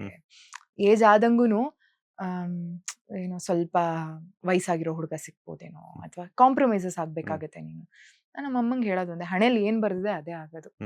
ನನಗೆ 35 ವರ್ಷ ಆದ್ಮೇಲೆ ಮದ್ವೆ ಆಗ್ಬೇಕು ಅಂದ್ರೆ 35 ವರ್ಷ ಆದ್ಮೇಲೆ ಮದ್ವೆ ಆಗೋದು. ನಾನು 25 ವರ್ಷದಿಂದ ಟ್ರೈ ಮಾಡಿದ್ರು 35 ವರ್ಷಕ್ಕೆ ಮದ್ವೆ ಆಗೋದು. ಹೌದು. ನಮ್ ಹಣೆಯಲ್ಲಿ ಏನ್ ಬರ್ದಿದೆ ಅದನ್ನ ಯಾರು ಚೇಂಜ್ ಮಾಡಕ್ಕಾಗಲ್ಲ.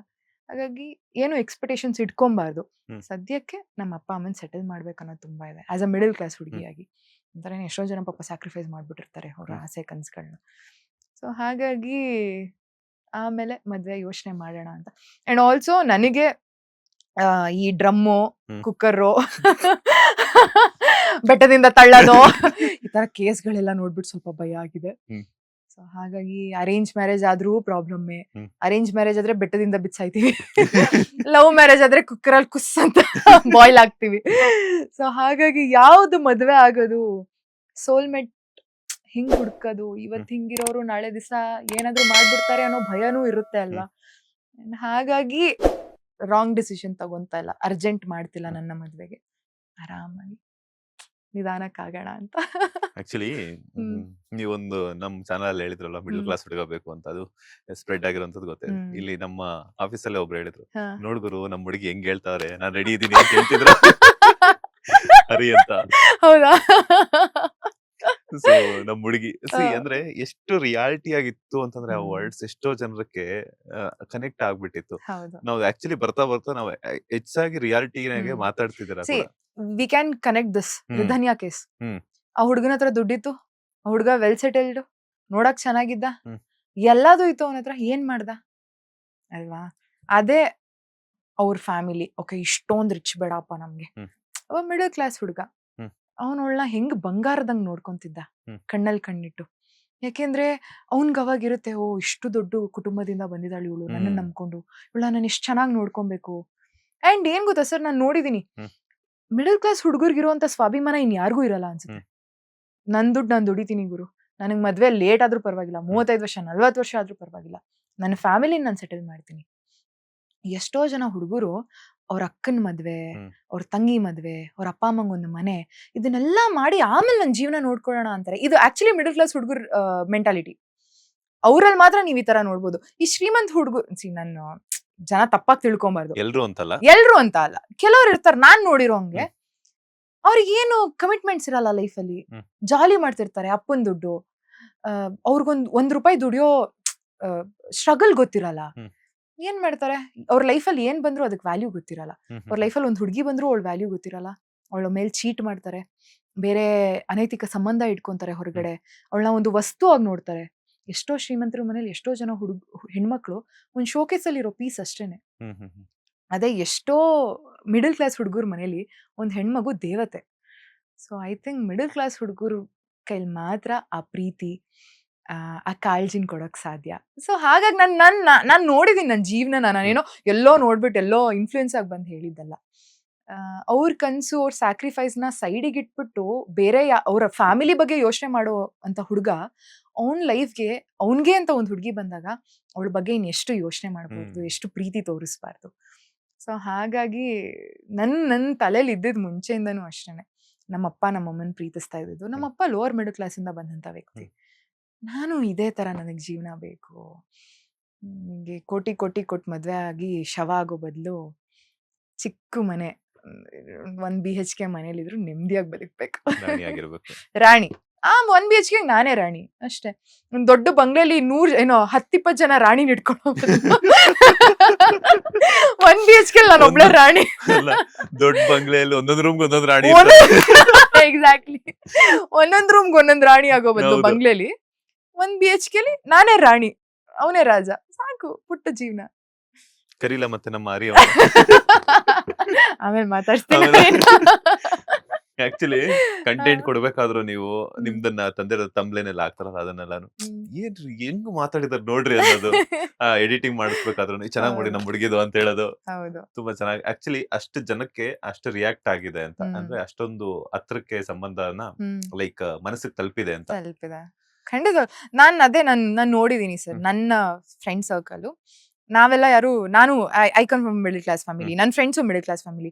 ನನ್ನ ಹುಡುಗರ್ ಫ್ರೆಂಡ್ಸ್ಗೆ ಅವ್ರು ಎಷ್ಟು ಆಸೆಗಳು ಇಟ್ಕೊಂಡಿದ್ದಾರೆ ಗೊತ್ತಾ, ಅವ್ರ ಫ್ಯೂಚರ್ ವೈಫ್ ಮೇಲೆ, ಅಥವಾ ಅವಳನ್ನ ಹೆಂಗ್ ನೋಡ್ಕೊಬೇಕು, ಅವ್ಳು ಯಾರು ಅಂತಾನು ಅವ್ರ ಲೈಫಲ್ಲಿ ಇನ್ನೂ ಬಂದಿಲ್ಲ, ಗೊತ್ತಿಲ್ಲ ಅವ್ರಿಗೆ. ಅಭಿಜ್ಞಾ ನನ್ ಹುಡುಗಿನ ಅವಳಿಗೆ ಈ ಕಡೆಗೆ ಹೋಗ್ಬಿಟ್ಟು ಸೀರೆ ಕೊಡಿಸ್ಬೇಕು, ಅವಳಿಗೆ ಈ ದೇವಸ್ಥಾನಕ್ಕೆ ಕರ್ಕೊಂಡು ಹೋಗ್ಬೇಕು, ಅವಳಿಗೆ ಕಾಲ್ ಗೆಜ್ಜೆ ಕೊಡ್ಬೇಕು, ಎಲ್ಲ ಫಿಲ್ಮಿ ಯೋಚನೆಗಳು ಅವ್ರಿಗೆ ತಲೆಯಲ್ಲಿ. ಸೊ ಆ ಖುಷಿ ಐ ಥಿಂಕ್ ಓನ್ಲಿ ಅವ್ರ ಕೈಲಿ ಮಾತ್ರ ಕೊಡಕ್ ಸಾಧ್ಯ. ಅಂದ್ರೆ ಜೀವನನ ಆತರ ನೋಡಿರ್ತಾರಲ್ವಾ, ಈ ಕಡೆ ತೀರಾ ಪಾವರ್ಟಿಲೂ ಇರಲ್ಲ, ಈ ಕಡೆ ತೀರಾ ಶ್ರೀಮಂತಿಕೆಲೂ ಇರಲ್ಲ, ಆಸೆಗಳು ಜಾಸ್ತಿ, ಅದು ದುಡ್ಡಿರಲ್ಲ. ಸೊ ಅಂಥವ್ರ ಲೈಫಲ್ಲಿ ಹೋದಾಗ think life will be very beautiful ನನ್ನ ಪ್ರಕಾರ. ನೀವ್ ಹೇಳ್ತಾ ಇದ್ರೆ ಇನ್ನೊಂದ್ ನೆನಪಾಗ್ತಿದೆ, ಎಷ್ಟೋ ಜನ ಶ್ರೀಮಂತರು ಹುಡುಗಿರಾಗಿರ್ಬೋದು ಅಥವಾ ಶ್ರೀಮಂತರ ಆಗಿರುವಂತ ತಂದೆ ತಾಯಿ ಆಗಿರ್ಬೋದು, ಮಕ್ಕಳನ್ನ ತಮ್ಮ ಶ್ರೀಮಂತಿಕೆಗಿಂತ ಜಾಸ್ತಿ ಶ್ರೀಮಂತರಿಗೆ ಕೊಡೋದಿಕ್ಕೆ ಯೋಚನೆ ಮಾಡ್ತಾರೆ. ಇಂಥವ್ರು ಕೊಟ್ಟಾಗ ಏನಾಗುತ್ತೆ ಅಂತಂದ್ರೆ ನೀವ್ ಹೇಳ್ದಾಗ್ಲೇನೆ, ಸೊ ಅವರು ಯೋಚನೆ ಮಾಡ್ತಾರೆ, ನಾನು ದೊಡ್ಡ ಮನೆಯಿಂದ ಬಂದಿರುವಂತ ಹುಡುಗಿ, ಅವ್ನ್ ಚೆನ್ನಾಗಿ ನೋಡ್ಕೋಬೇಕು, ಹೆಚ್ಚು ಕಡಿಮೆ ಆದ್ರೆ ಅವ್ರು ಬೈತಾರೆ, ಹಂಗೆ ಹಿಂಗೆ ಅಂತ. ಬಟ್ ಕೆಲವೊಬ್ರು ಯೋಚನೆ ಮಾಡೋದಿಲ್ಲ ಅಲ್ಲ, ಮಾಡಲ್ಲ. ಹುಡುಗಿರು ಅಷ್ಟೇ, ನೀವನ್ನ ಎಲ್ಲರೂ So, ಅಂತಲ್ಲ, ಹುಡುಗಿ ಕೆಲವರು. ಎಲ್ಲರೂ ಅಂತಲ್ಲ, ಕೆಲವ್ರು ಹುಡುಗಿರು ಯು ಟೇಕ್ ಐ ಥಿಂಕ್ ನಾನೊಬ್ಳು ಹುಡುಗಿಯಾಗಿ ಒಂದು ಹುಡುಗಿ ಬಗ್ಗೆ ಹಿಂಗ್ ಮಾತಾಡ್ತಿದ್ದೀನಿ ಅಂತ ಫ್ಯಾಕ್ಟ್ ಮಾತಾಡ್ತಾ ಇದ್ದೀನಿ. 100% ಅಲ್ಲಿ ನಿಮ್ಗೆ 60 65% ನಾನು ರೀಸೆಂಟ್ ಆಗಿ ಒಂದು ಇಂಟರ್ವ್ಯೂ ನೋಡ್ತಿದ್ದೆ. ನಿಮ್ಗೆ ಒಂದು ತಿಂಗಳಿಗೆ ಒಂದು ಹುಡುಗಂಗೆ ಎಷ್ಟು ಸಂಬಳ ಬೇಕು ಅಂದ್ರೆ 25 to 30 lakhs ಅಂತ ಹೇಳ್ತಾಳೆ ಒಂದು ಹುಡುಗಿ. ನಿಂಗೆ ಅದ್ರಲ್ಲಿ ಎಷ್ಟು 0 ಇದೆ ಅಂತನಾದ್ರೂ ಗೊತ್ತಾ? ಅವಳೇ ಕಮರ್ಷಿಯಲ್ ಸ್ಟ್ರೀಟ್ ಅಲ್ಲಿ ಹೋಗ್ಬಿಟ್ಟು 150-200 ರೂಪಾಯಿ ಬಟ್ಟೆ ತಗೊಂಡ್ ಹಾಕೊಂಡಿರ್ತಾಳೆ. ನಿನಗೆ ಯಾವ ತರ ಹುಡುಗ ಬೇಕು, ಎಷ್ಟು ಸಂಬಳ ಬೇಕಂದ್ರೆ 25-30 ಲಕ್ಷ. ಏನ್ ಮಾಡ್ತೀಯಮ್ಮ ನೀನ್ 25-30 ಲಕ್ಷ? ನೀನಷ್ಟು ವರ್ತಾ ಅಲ್ವಾ? ನೀನಷ್ಟು ವರ್ತಾ? ಹೌದು. ನಿನಗೆ ನಿನ್ ಹುಡುಗಂಗೆ ಒಂದು ಶರ್ಟ್ ಕೊಡ್ಸ್, ನಿನ್ ದುಡ್ಡಲ್ಲಿ ಒಂದು ಶರ್ಟ್ ಕೊಡ್ಸೋ ಯೋಗ್ಯತೆ ಇರುತ್ತಾ ನಿನಗೆ? ಅದ್ ಹೇಗ್ ನೀನು ಒಂದ್ ಹುಡುಗನ ಹತ್ರ ಅಷ್ಟು ಎಕ್ಸ್ಪೆಕ್ಟ್ ಮಾಡ್ತೀಯಾ? ಏನ್ ಐ ಥಿಂಕ್ ನನ್ಗನ್ಸುತ್ತೆ ಸರ್, ಇವಾಗ ಈ ಮದ್ವೆ ಆಗಿರ್ಬೋದು ಅಥವಾ ಹುಡುಗ ಆಗಿರ್ಬೋದು, ಹುಡುಗನ ATM ಮಿಷಿನ್ ಅನ್ಕೊಂಡ್ಬಿಟ್ಟಿದ್ದಾರೆ ಎಷ್ಟೊಂದ್ ಜನ ಹುಡುಗಿರು. ನಾನ್ ನೋಡಿರೋ ಪ್ರಕಾರ, ನಾನ್ ಹತ್ರದಿಂದ ನೋಡಿರೋ ಪ್ರಕಾರ, ಏನಾದ್ರೂ ಬಟ್ಟೆ ನೋಡಿದ್ವಾ, ಚೆನ್ನಾಗಿದ್ಯಾ, ಬೇಕು, ನಾನೊಂದ್ ಬಟ್ಟೆ ನೋಡಿದೀನಿ ಕಣೋ, ಇದು ನನಗೆ ತಗೊಬೇಕು ಅನ್ಸ್ತದೆ, ನನ್ಗೆ ಇಷ್ಟು ದುಡ್ಡು ಟ್ರಾನ್ಸ್ಫರ್ ಮಾಡ್ಬಿಡ್ತೀಯಾ? ಯಾಕೆ ನಿನಗ್ ತಗೊಳ್ಳೋ ಯೋಗ್ಯತೆ ಇಲ್ಲ? ಹೇಗ್ ತಗೊಂತೀಯ? ನಿನ್ ದುಡ್ಡಲ್ಲಿ ನಿಂಗೆ ತಗೊಳ್ಳೋ ಯೋಗ್ಯತೆ ಇಲ್ಲ. ಅದು ಅವ್ನ್ ಕಷ್ಟಪಟ್ಟಿರೋ ದುಡ್ಡು ಸರ್. ಪಾಪ ಅದ್ರಲ್ಲೂ ನೋಡಿದೀನಿ ನಮ್ ಮಿಡಲ್ ಕ್ಲಾಸ್ ಹುಡುಗರೇನೆ, ಹೌದಮ್ಮ, ಅವ್ರ ಹತ್ರ ದುಡ್ಡಿಲ್ಲ ಅಂದ್ರೂ ಅವ್ರ ಫ್ರೆಂಡ್ಸ್ ಹತ್ರ ದುಡ್ಡು ತಗೊಂಡು ಪಾಪ ಅವ್ರ ಹುಡುಗಿರಿಗೆ ಕೊಡಿಸ್ತಾರೆ. ನಾನು ಇದನ್ನ I have seen this. So ಹಾಗಾಗಿ ಹುಡುಗಿರು ಅಷ್ಟೇನೆ, ಸ್ವಲ್ಪ ತಲೆನ ಮೆಚೂರ್ ಮಾಡ್ಕೊಳ್ಳಿ. ರಾದರ್ ದ್ಯಾನ್ ದುಡ್ಡು ಹಿಂದೆ ಹೋಗಿ ಜೀವನದಲ್ಲಿರುವಂತಹ ಬ್ಯೂಟಿಫುಲ್ ಕ್ಷಣಗಳನ್ನ ಕಳ್ಕೊಳ್ಳೋ ಬದಲು, ದುಡ್ಡು ಇವತ್ತಲ್ಲ ನಾಳೆ ಬರುತ್ತೆ, ನೆಮ್ಮದಿ ಹಿಂದೆ ಹೋಗಿ, ಪ್ರೀತಿ ಹಿಂದೆ ಹೋಗಿ. ಐ ಥಿಂಕ್ ಪ್ರೀತಿ ಇರೋ ಕಡೆ ದುಡ್ಡು ತುಂಬಾ ಕಡಿಮೆ. ನನಗನ್ಸಿರೋ ಪ್ರಕಾರ ಇರುತ್ತೆ. ಈಗ ದುಡ್ಡಿರೋ ಕಡೆನೂ ಪ್ರೀತಿ ಸಿಗಲ್ಲ ಅಂತ ಅಲ್ಲ, ಆದ್ರೆ ಮೋಸ್ಟ್ ಆಫ್ ದ ಟೈಮ್ ದುಡ್ಡಿರೋ ಕಡೆ ನಿಮಗೆ ಪ್ರೀತಿ ಸಿಗೋದ್ ಕಡಿಮೆ. ಬಿಕಾಸ್ ದುಡ್ಡಿಗೆ ಪ್ರೀತಿ ಅಥವಾ ಮಮಕಾರ ಇದರದ್ದು ವ್ಯತ್ಯಾಸ ಗೊತ್ತಿರಲ್ಲ. ನನ್ನ ತುಂಬಾ ಕ್ಲೀಶೆ ಆಗಿ ನಿಮಗೆ ಹೇಳ್ತಾ ಇದೀನಿ. ಸೊ ಹಾಗಾಗಿ ದುಡ್ಡು ಹಿಂದೆ ಹೋಗ್ಬೇಡಿ. ದುಡ್ಡನ್ನ ಇವತ್ತಲ್ಲ ನಾಳೆ ದುಡ್ಕೊಬಹುದು. ದುಡ್ಡು ಬರುತ್ತೆ. ನೆಮ್ಮದಿ ಇರಬೇಕು, ಪ್ರೀತಿ ಇರಬೇಕು, ನಿಮಗೊಬ್ಬ ಸಪೋರ್ಟಿವ್ ಗಂಡ ಇರಬೇಕು. ಕೋಟಿ ಕೋಟಿ ಇರುವಂತಹ ಮನೆಗೆ ಹೋಗ್ಬಿಟ್ಟು ನಿನ್ನ 4 ಗೋಡೆ ಮಧ್ಯೆ ಗೂಡ್ ಹಾಕಿದ್ರೆ ನಿನ್ನ ಆಸೆ ಆಕಾಂಕ್ಷೆಗಳು ಏನಾಗುತ್ತೆ ಅಲ್ವಾ? ನೀನ್ ಹೋಗು, ನೀನು ದುಡಿ, ನಾನು ದುಡಿತೀನಿ, ಇಬ್ರು ದುಡಿಯೋಣ, ಇಬ್ರು ಜೀವನ ಕಟ್ಕೊಳ್ಳೋಣ ಅನ್ನೋ ಒಂದು ಹುಮ್ಮಸ್ಸಿರ್ಬೇಕು ಅವನಲ್ಲಿ. ನಿನ್ ಫ್ರೀಡಮ್ ನಿನಗೆ ಕೊಡಬೇಕು, ನಿನ್ ರೆಸ್ಪೆಕ್ಟ್ ನಿನಗೆ ಕೊಡಬೇಕು. ನಾಳೆ ದಿವಸ ನಿನ್ ಮದ್ವೆ ಆಗಿ ನಿನ್ನ ಅಪ್ಪ ಅಮ್ಮಂಗೆ ನೀನ್ ಸಪೋರ್ಟ್ ಮಾಡ್ತೀಯ ಅಂದ್ರೂ ಮಾಡು, ನೀನ್ ಸಪೋರ್ಟು ಅಂತ ಹೇಳ್ಬೇಕು. ಮನೆಯಿಂದ ವರದಕ್ಷಿಣೆ ತಗೊಂಬಾ ಅಂತ ಹೇಳೋ ಹುಡುಗ ಬೇಡ. ಸೊ ಹಾಗಾಗಿ ಹುಡುಗಿರು ಸ್ವಲ್ಪ ಓಪನ್ ಆಗಿ, ಬ್ರಾಡ್ ಮೈಂಡೆಡ್ ಆಗಿ ಯೋಚನೆ ಮಾಡಿ. ದುಡ್ಡು ಹಿಂದೆ ಹೋಗ್ಬೇಡಿ, ಪ್ರೀತಿ ಹಿಂದೆ ಹೋಗಿ. ದುಡ್ಡು ಅದಾಗದೇ ಬರುತ್ತೆ. ಇಷ್ಟೆಲ್ಲ ಬ್ರಾಡ್ ಮೈಂಡ್ ಆಗಿ ಮಾತಾಡುವಂತ ಅಭಿಜ್ಞಾ ಅವರ ಪ್ರಕಾರ ಲೈಫಲ್ಲಿ ಸೆಟ್ಲ್ ಆಗೋದು ಅಂದ್ರೆ ಏನು? ಸರ್, ಮೆಟೀರಿಯಲಿಸ್ಟಿಕ್ ಆಗಿ ನಾನು ಖಂಡಿತವಾಗ್ಲೂ ಹೇಳಲ್ಲ. ಒಳ್ಳೆ ಪಾರ್ಟ್ನರ್, ಅರ್ಥ ಮಾಡ್ಕೊಳ್ಳುವಂಥ ಫ್ರೆಂಡ್ಸ್, ಕಷ್ಟ ಅಂತ ಬಂದ್ ಹೇಳ್ಕೊಂಡಾಗ ಬರುವಂಥ ಫ್ರೆಂಡ್ಸ್, ಅರ್ಥ ಮಾಡ್ಕೊಳ್ಳುವಂಥ ಅತ್ತೆ ಮಾವ, ಅಥವಾ ಅತ್ತೆ ಮಾವನ ಅಪ್ಪ ಅಮ್ಮನ ತರ ನೋಡ್ಕೊಳ್ಳುವಂಥ ಗಂಡ ಅಥವಾ ಸೊಸೆ. ಮನೆಗಿನೇ ಇದೆಲ್ಲ ಸೆಕೆಂಡ್ರಿ ಸರ್. ದೊಡ್ಡ ದೊಡ್ಡ ಮನೆ ಇದ್ರೂ ಎಷ್ಟೋ ಜನ ಅವ್ರ ಮೆಂಟಲಿ ಇನ್ನೂ ಸೆಟಲೇ ಆಗಿರಲ್ಲ. ಸೊ ನೆಮ್ಮದಿ, ನಾಳೆ ನಾನು ಮಲ್ಕೊಂಡ್ರೆ ಹಾಸಿಗೆ ಮೇಲೆ ಪಟ್ಟಂತ ನಿದ್ದೆಗೆ ಹೋಗ್ಬೇಕು. ಸಾವಿರಾರು ಯೋಚನೆಗಳಿಂದ ನಾನು ನಿದ್ದೆ ಹಾಳಾಗಬಾರ್ದು. 3 ಹೊತ್ತು ಊಟ, ನನ್ನ ಪ್ರಕಾರ ಸೆಟಲ್ ಲೈಫ್ ಅಂದ್ರೆ ಇದೆ. ದುಡ್ಡು, ಮನೆ, ಕಾರು ಇದೆಲ್ಲ ಬರುತ್ತೆ, ಬರ್ಲಿ ಬರ್ದೇ ಇರ್ಲಿ, ಅದು ನಾವು ದುಡ್ಡು ಕೊಡೋ ಇದೆಲ್ಲ ಇದ್ದಾಗ ಅದನ್ನ ದುಡ್ಕೊಬಹುದು ನಾವು. ಫ್ಯಾಮಿಲಿ ಸಪೋರ್ಟು, ಒಳ್ಳೆ ಗಂಡ, ನೆಮ್ಮದಿ. ಈಗ ಒಂದು ಹುಡುಗಂಗಾದ್ರೂ ಆಫೀಸಿಂದ ಮನೆಗೆ ಹೋಗ್ಬೇಕು ಅಂತ ಆಸೆ ಇರಬೇಕು. ಹ್ಮ್. ಹೆಂಡತಿ ಮನೇಲಿ ಟಾರ್ಚರ್ ಕೊಡ್ತಾಳೆ, ಅಯ್ಯೋ ನಾನು ಯಾಕಪ್ಪ ಮನೆಗೆ ಹೋಗ್ಬೇಕು ಅಂತ ಅನ್ಸ್ಬಾರ್ದು. ಹ್ಮ್. ಯಾವಾಗ ಆಫೀಸ್ ಮುಗಿಯುತ್ತೆ, ಯಾವಾಗ ಮನೆಗೆ ಹೋಗ್ತೀನಿ ನಾನು ಅನ್ನೋ ಒಂದು ನೆಮ್ಮದಿ ಇರ್ಬೇಕು. ಆ ಹ್ಮ್. ಮನೇಲಿ ಆ ನೆಮ್ಮದಿ ಸಿಗ್ಬೇಕು. ಅದನ್ನ ಹೆಣ್ಮಕ್ಳು ಕೊಡ್ಬೇಕು. ಅಯ್ಯೋ ನನ್ ಗಂಡ ಯಾವಾಗ ಬರ್ತಾನೆ, ಅವನಿಗೋಸ್ಕರ ಈ ತರ ಅಡ್ಗೆ ಮಾಡ್ಬೇಕು ಅನ್ನೋ ಪ್ರೀತಿನ ಅವ್ನು ಅವಳಿಗೆ ಕೊಟ್ಟಿರ್ಬೇಕು. ಹ್ಮ್. ಹ್ಮ್. ಸೊ ನನ್ನ ಪ್ರಕಾರ ಇದೆ ಸೆಟಲ್ ಲೈಫ್ ಅಂದ್ರೆ ಇದೆ ನೆಮ್ಮದಿ. ಚಿಕ್ಕ ವಯಸ್ಸಿಂದಾನು ಕೂಡ ಫೈನಾನ್ಷಿಯಲ್ ಕ್ರಿಟಿಸಿಸ್ ಅನ್ನ ಹ್ಮ್. ಅನುಭವಿಸಿರೋದ್ರಿಂದ ಅದ್ರ ಜೊತೆಗೆ ಲೈಫ್ ಬಗ್ಗೆ ಒಂದಷ್ಟು ಅರ್ಥವನ್ನ ಮಾಡ್ಕೊಂಡಿರೋದ್ರಿಂದ ಹ್ಮ್. ನಿಮ್ಮ ಪ್ರಕಾರ ಹಣದ ಇಂಪಾರ್ಟೆಂಟ್ ಎಷ್ಟಿದೆ ಲೈಫ್ಗೆ ಅಂತ? ಅಂದ್ರೆ ಕೆಲವೊಬ್ರೆಲ್ಲಾನು ಯೋಚನೆ ಮಾಡ್ತಿರ್ತಾರೆ ಲೈಫ್ಗೆ ಮುಂದಿನ ದಿನಗಳಲ್ಲಿ ನನಗೆ ಬೇಕಾಗುತ್ತೆ ಅಂತ ಹೇಳ್ಬಿಟ್ಟು ಸೇವ್ ಮಾಡುವಂತದ್ದಾಗಿರ್ಬೋದು. ಸೊ ನಿಮ್ಮ ಹಣಕಾಸಿನ ಬಗ್ಗೆ ಹೆಂಗಿದೆ ಲೈಫ್ ಸ್ಟೈಲ್ ಅಲ್ಲಿ ಅಂತ? ನಾನು ಅದೇ ಹೇಳಿದ್ನಲ್ಲ, ನನ್ಗೆ ಎಷ್ಟು ಬೇಕು ನಾನು ಅಷ್ಟು ದುಡ್ಕೊಂತೀನಿ. ಸೇವಿಂಗ್ಸ್ ಅಂತೂ ಖಂಡಿತವಾಗ್ಲೂ ಮಾಡ್ಕೊಂತಾ ಇದ್ದೀನಿ. ಸೇವಿಂಗ್ಸ್ ಎಲ್ಲರೂ ಮಾಡ್ಕೊಬೇಕು. ಇವತ್ತು ನಮ್ಮ ಕೈಯಲ್ಲಿ 1 ಲಕ್ಷ ಇದೆ. ಇದೇ 5 years ಡೌನ್ ದ ಲೈನ್ 1 ರೂಪಾಯಿನೂ ಇರಲ್ವೇ ನಮ್ಮ ಕೈಯಲ್ಲಿ. ಗೊತ್ತಿಲ್ಲ ಟೈಮ್ ಹೆಂಗ್ ಚೇಂಜ್ ಆಗುತ್ತೆ ಅಂತ.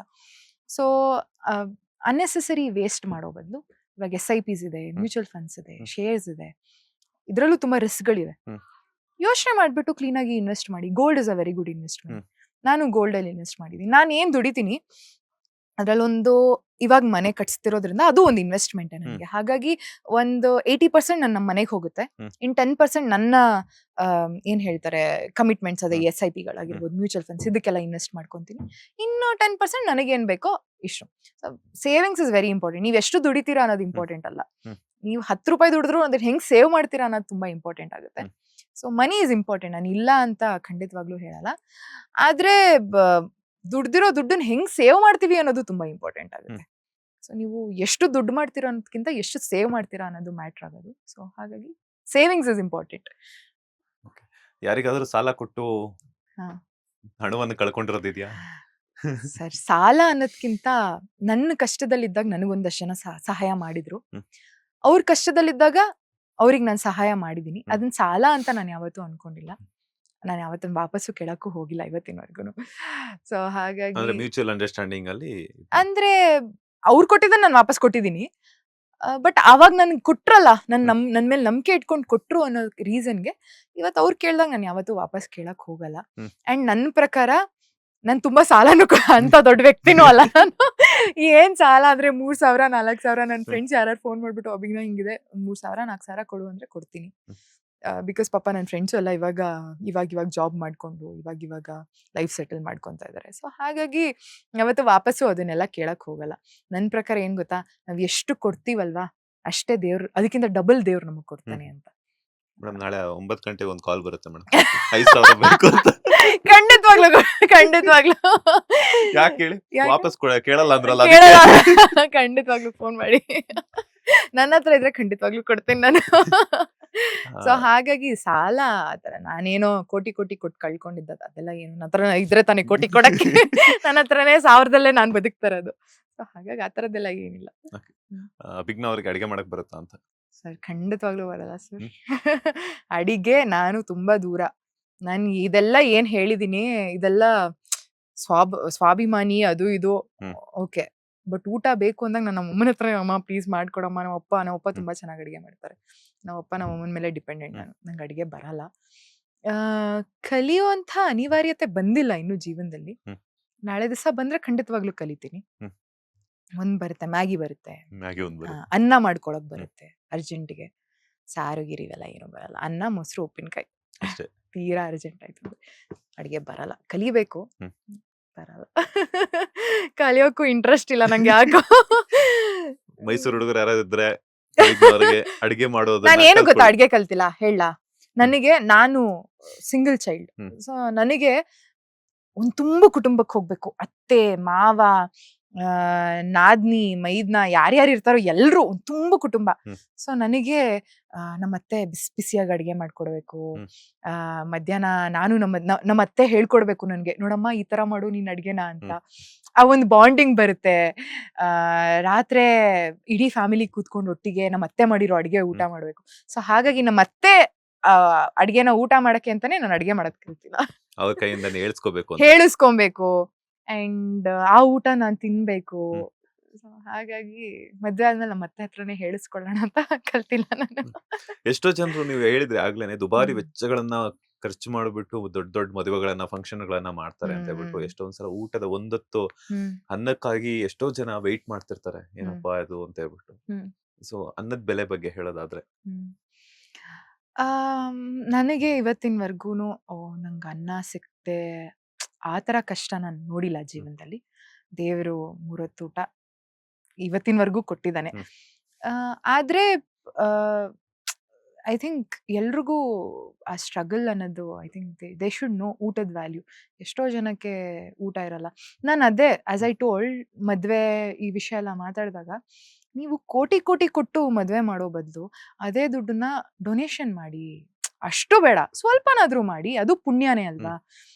ಈಗ ಬಂದು ಯಾರೋ ಇಷ್ಟ ಇಲ್ದಿರೋ ಹೊಟ್ಟೆಗಿಚ್ಚ ರಿಲೇಟಿವ್ಸ್ಗಳಿಗೆ ಊಟ ಹಾಕೋ ಬದಲು ಹಸ್ಕೊಂಡಿರೋಂಥ ಜೀವಗಳಿಗೆ ಊಟ ಹಾಕಿ.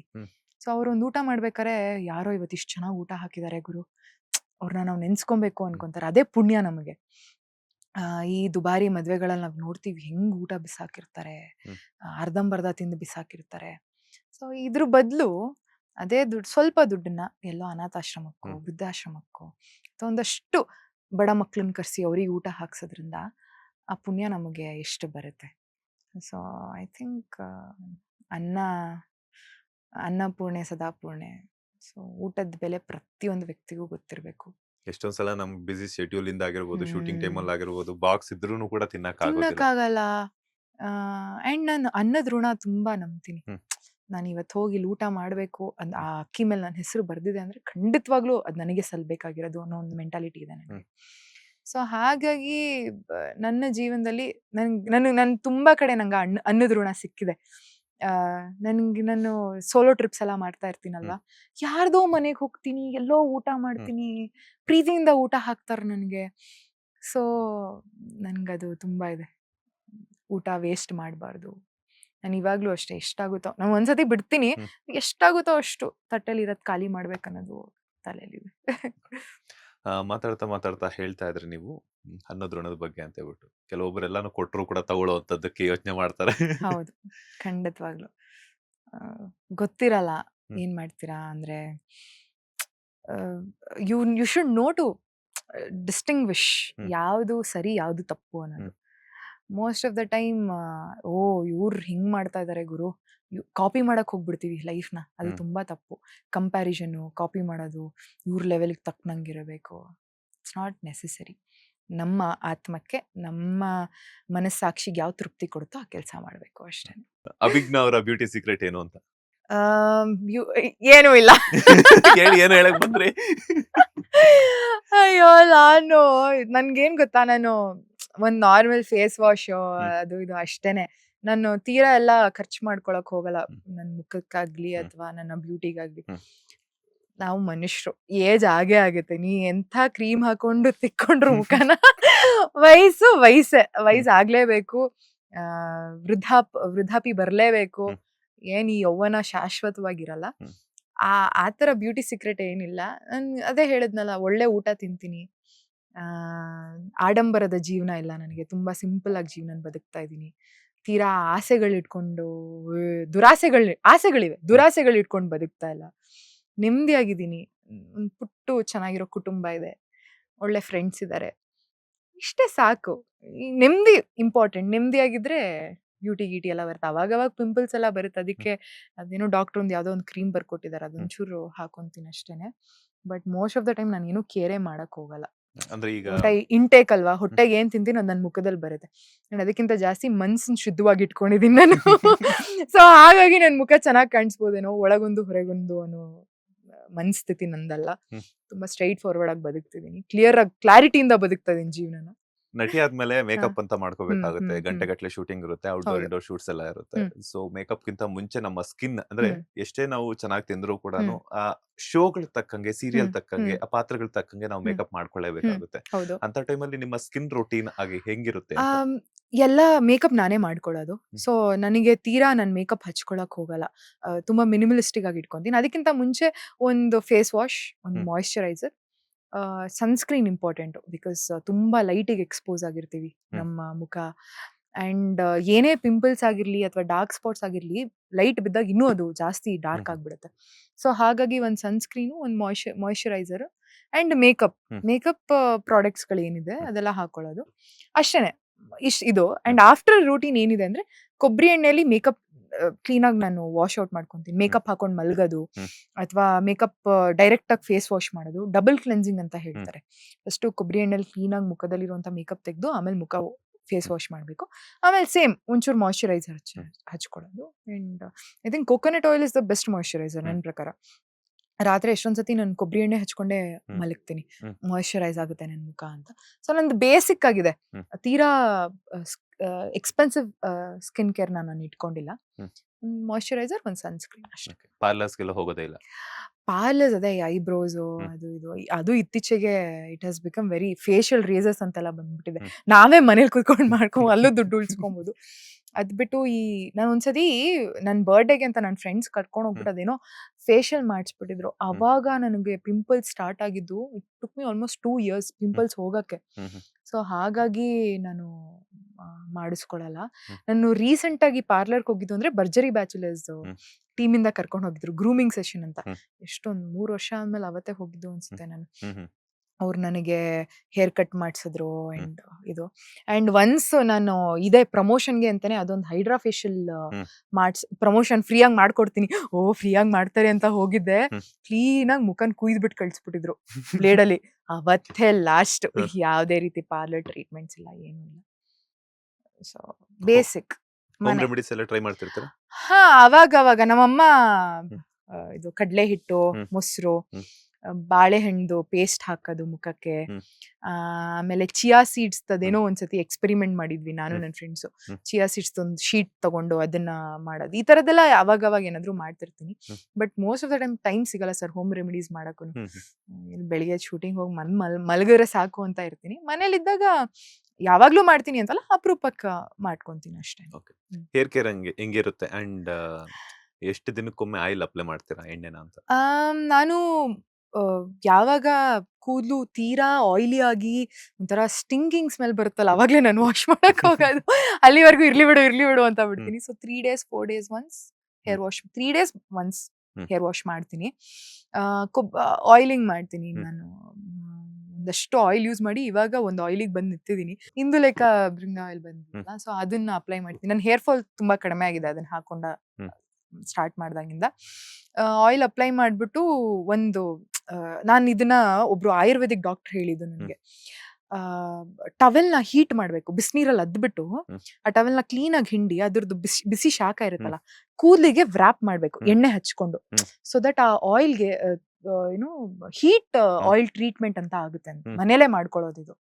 ಸೊ ಅದರಿಂದ ನಿಮ್ ಹೇರ್ ಫಾಲಿಕಲ್ ತುಂಬಾ ಸ್ಟ್ರಾಂಗ್ ಆಗುತ್ತೆ ಅಂಡ್ ಹೀಟ್ ಹೋಗೋದ್ರಿಂದ ರೀಜನರೇಷನ್ ಆಫ್ ಹೇರ್ ಗ್ರೋತ್ ಆಗುತ್ತೆ. ಸೊ ಇದೊಂದು ಮಾಡ್ತೀನಿ ಯಾವಾಗ್ಲೂ. ಒಂದು ಟವೆಲ್ನ ಬಿಸಿನೀರಿಗೆ ಅದ್ದಿ ಅದನ್ನ ತಲೆಗೆ ಸುತ್ಕೊಂತೀನಿ ಎಣ್ಣೆ ಹಚ್ಕೊಂಡ್ಮೇಲೆ. ಎಷ್ಟು ದಿನಕ್ಕೊಮ್ಮೆ ಮಾಡ್ತೀರಾ ಇದನ್ನ? ಅದು ಪ್ರತಿ ಸತಿ ಎಣ್ಣೆ ಹಚ್ಕೊಂಡಾಗ್ಲೂ ಮಾಡ್ತೀನಿ ನಾನು. And hair wash, regular shampoo, ಅದು ಇದು ಅಷ್ಟೇ. ಹೇರ್ ಕೇರ್ ಅಂಡ್ ಹೇರ್ಗೆ ಇವಾಗ ತೀರಾ ಹೇರ್ ಫಾಲ್ ಆಗ್ಬಿಟ್ಟಿತ್ತು ನನಗೆ ಬಿಕಾಸ್ ಆಫ್ ದ ಸ್ಟ್ರೆಸ್. ಮತ್ತೆ ತೀರಾ ಇದು ಕರ್ಲ್ ಮಾಡ್ತಾರೆ, ಕ್ರಿಂಪ್ ಮಾಡ್ತಾರೆ. ನಂದು ಗುಂಗುರ್ ಕೂದಲಿದ್ದು ನೋಡಿ ಇದು ಫುಲ್ ಸ್ಟ್ರೈಟ್ ಆಗ್ಬಿಟ್ಟಿದೆ ಬಿಕಾಸ್ ಸ್ಟ್ರೈಟ್ ಮಾಡಿ ಮಾಡಿ ಮಾಡಿ ಮಾಡಿ.